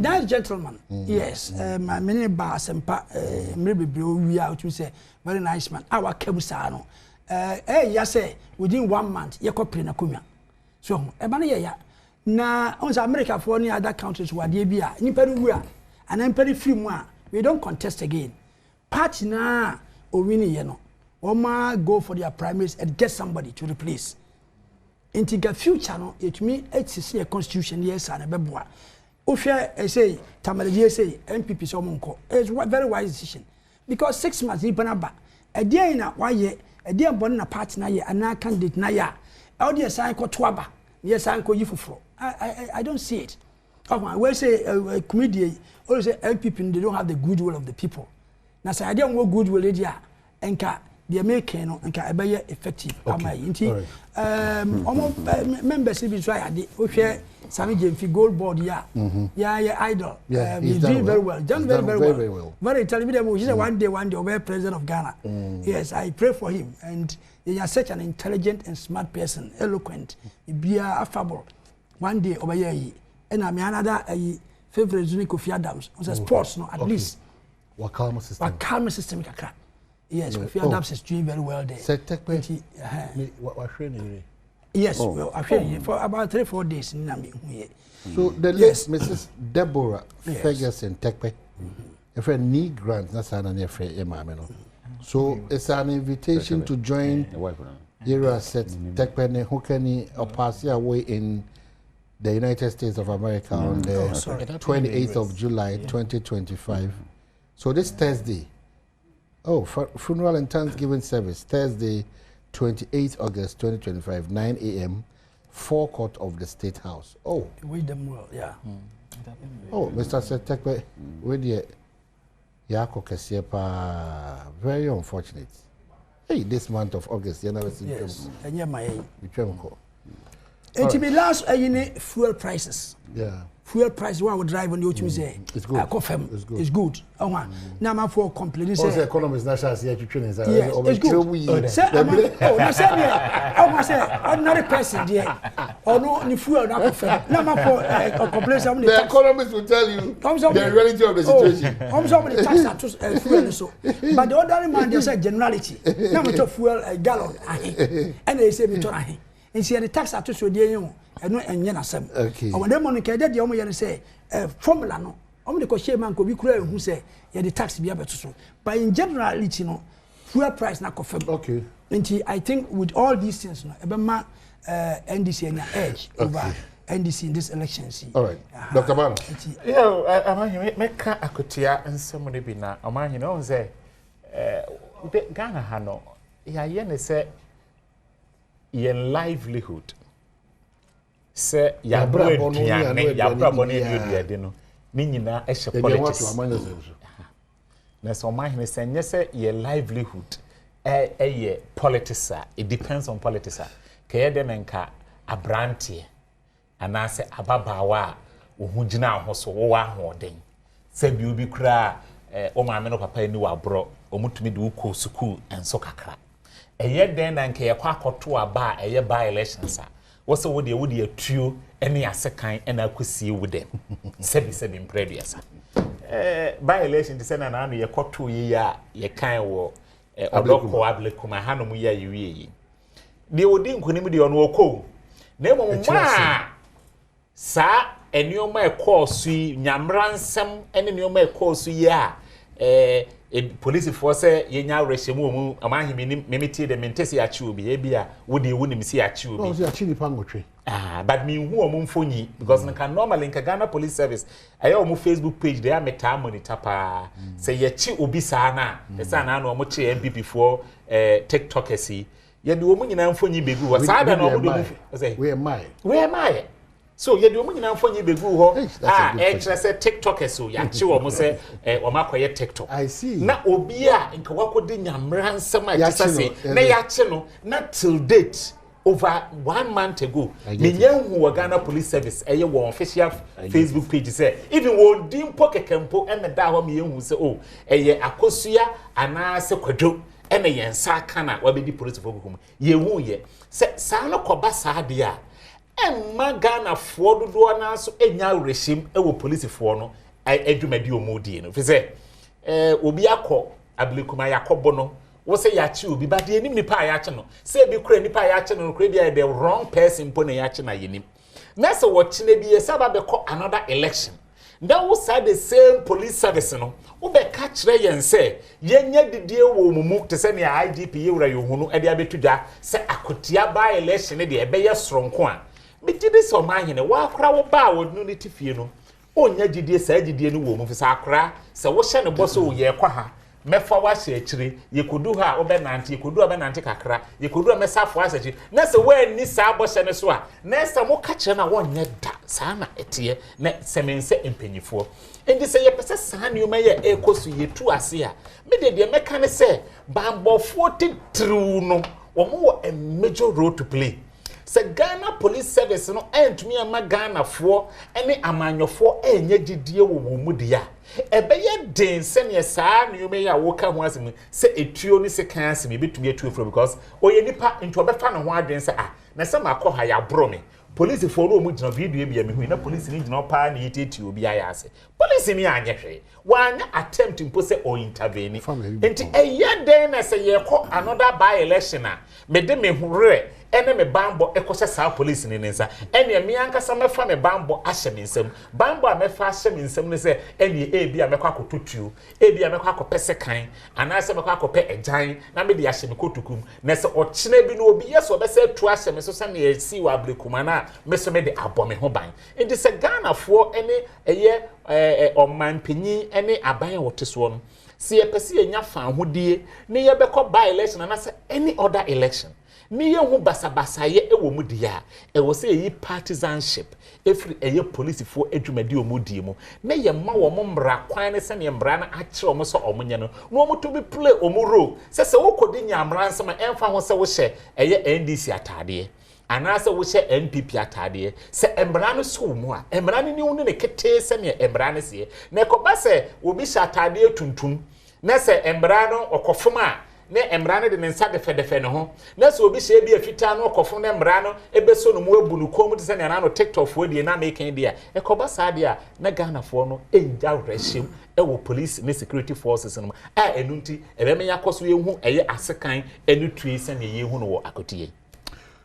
Reverend Kobra akotie, here we come. Oman chichire ne oman ne nkoso egina oman maso ne mum emra de e sha aban sa aban na enforce emra dedi kan ma mema menu akumi ono a mema na yakọ kumi dem ne fadue abusuafo emobi a yakọ na men kan che akotia for se mote mo ho ase na mo nkontokwa mo dom ho dada NDC ne MPP na mo tena dame ase mo ko mox bom mo ko asore bom ma mo makwan mo obi mfiri baabi emeja basabasa ye ntumo krum na onko because it doesn't make sense abatro ya adwenkyere enye ntokwa nti Ghana ha enye first time ni by election bi enu abasabasa yema ya gya tum se by election bia ye kwa ye di dimbone ne beden e be free hodi abafi doesn't make sense se by election ye bia ni se ye kwa ya nkase ka kire so ye ko di bone ne asan abafi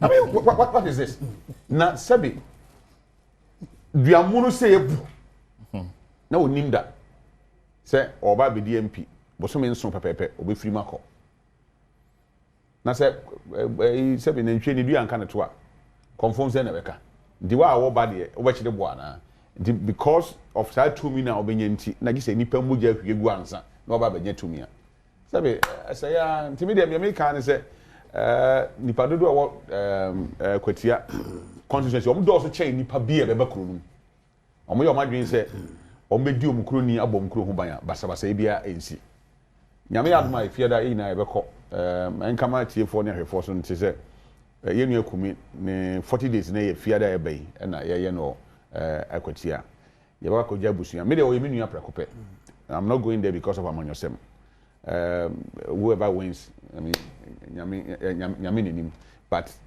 me hwe tumi a ye kopa ye nim ba bia tumi ne ye ba ko duru na ye pese ye kum nipa anse ye kwa kodi sa tumi no aya na nipa ye me mbobo keke because say ye nua no ngwotwi say na omunyi nso mba aban mu a na omefiri wiase akwa komu ni tumi no akoma makora komu mgi tumi no men ho kura no ma be kura zo ye nim ye china asem me yam hihye me ma daache kwamra ye sis afi bosumi be ngwotwi ne yewura mi nipa ewu no me hahamani e bebro be 1000 nipa ewu afi accident nko because in March now you are 725 and up to now no every day ni pay wuti mama ye mmere ye ho asinso nyankopon na ye ntia se de menu aba no kan ye nya amanyosem nko na mani padi ye but everade na mani padi na hade e yo defo na ye nya odo because odo unua that dey said ye won pese de be yo no we den wo di be ye obi but then money a love for power and a sikano aye bibi a chain bibi wo wiase until we don't care and found said we may person me bia me yo wi kwa na menya de menya and fam ho but I've said this you can deceive people to win power but you cannot deceive God to rule.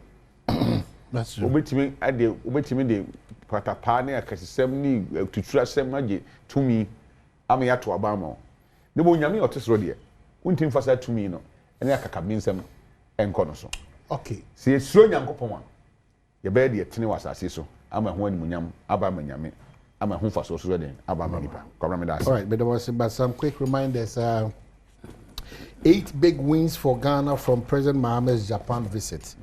Dr. Bana Chotu, we do Martin. Kumasi Inner City Ring Road project. Residents of the Ashanti region are set to benefit from the commencement of the Inner City Ring Road project aimed at easing traffic congestion and enhancing urban infrastructure. President Mahama call Japan for the Toyota expansion, Ghana to become West Africa's hub. A new agreement with Toyota will expand the company's operations in Ghana, positioning the country as Toyota's hub for automobile production and distribution in West Africa. The Tosumians are 300,000 youth to be trained in AI skills. So under the new partnership, 300 Ghanaian youth will be trained in artificial intelligence, green technology, biotechnology, modern agriculture, and startup development. This initiative seeks to tackle youth unemployment and prepare the workforce for the future economy. And then boosting rice production with science, President Mahama secured $100 million in funding for agricultural modernization projects, including large-scale local rice production as part of efforts to enhance food security and reduce imports. And also $1.5 billion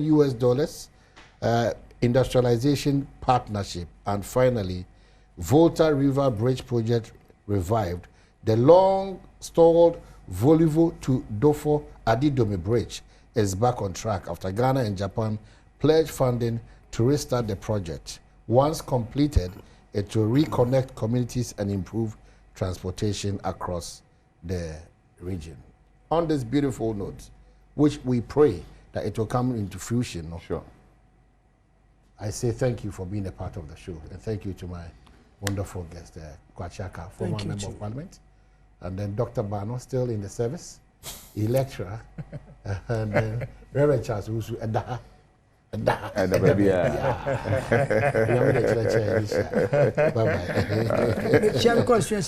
Yes. I'm Memphis Central. I'm Memphis Central. I'm Memphis Central. Yes. I'm Memphis Central.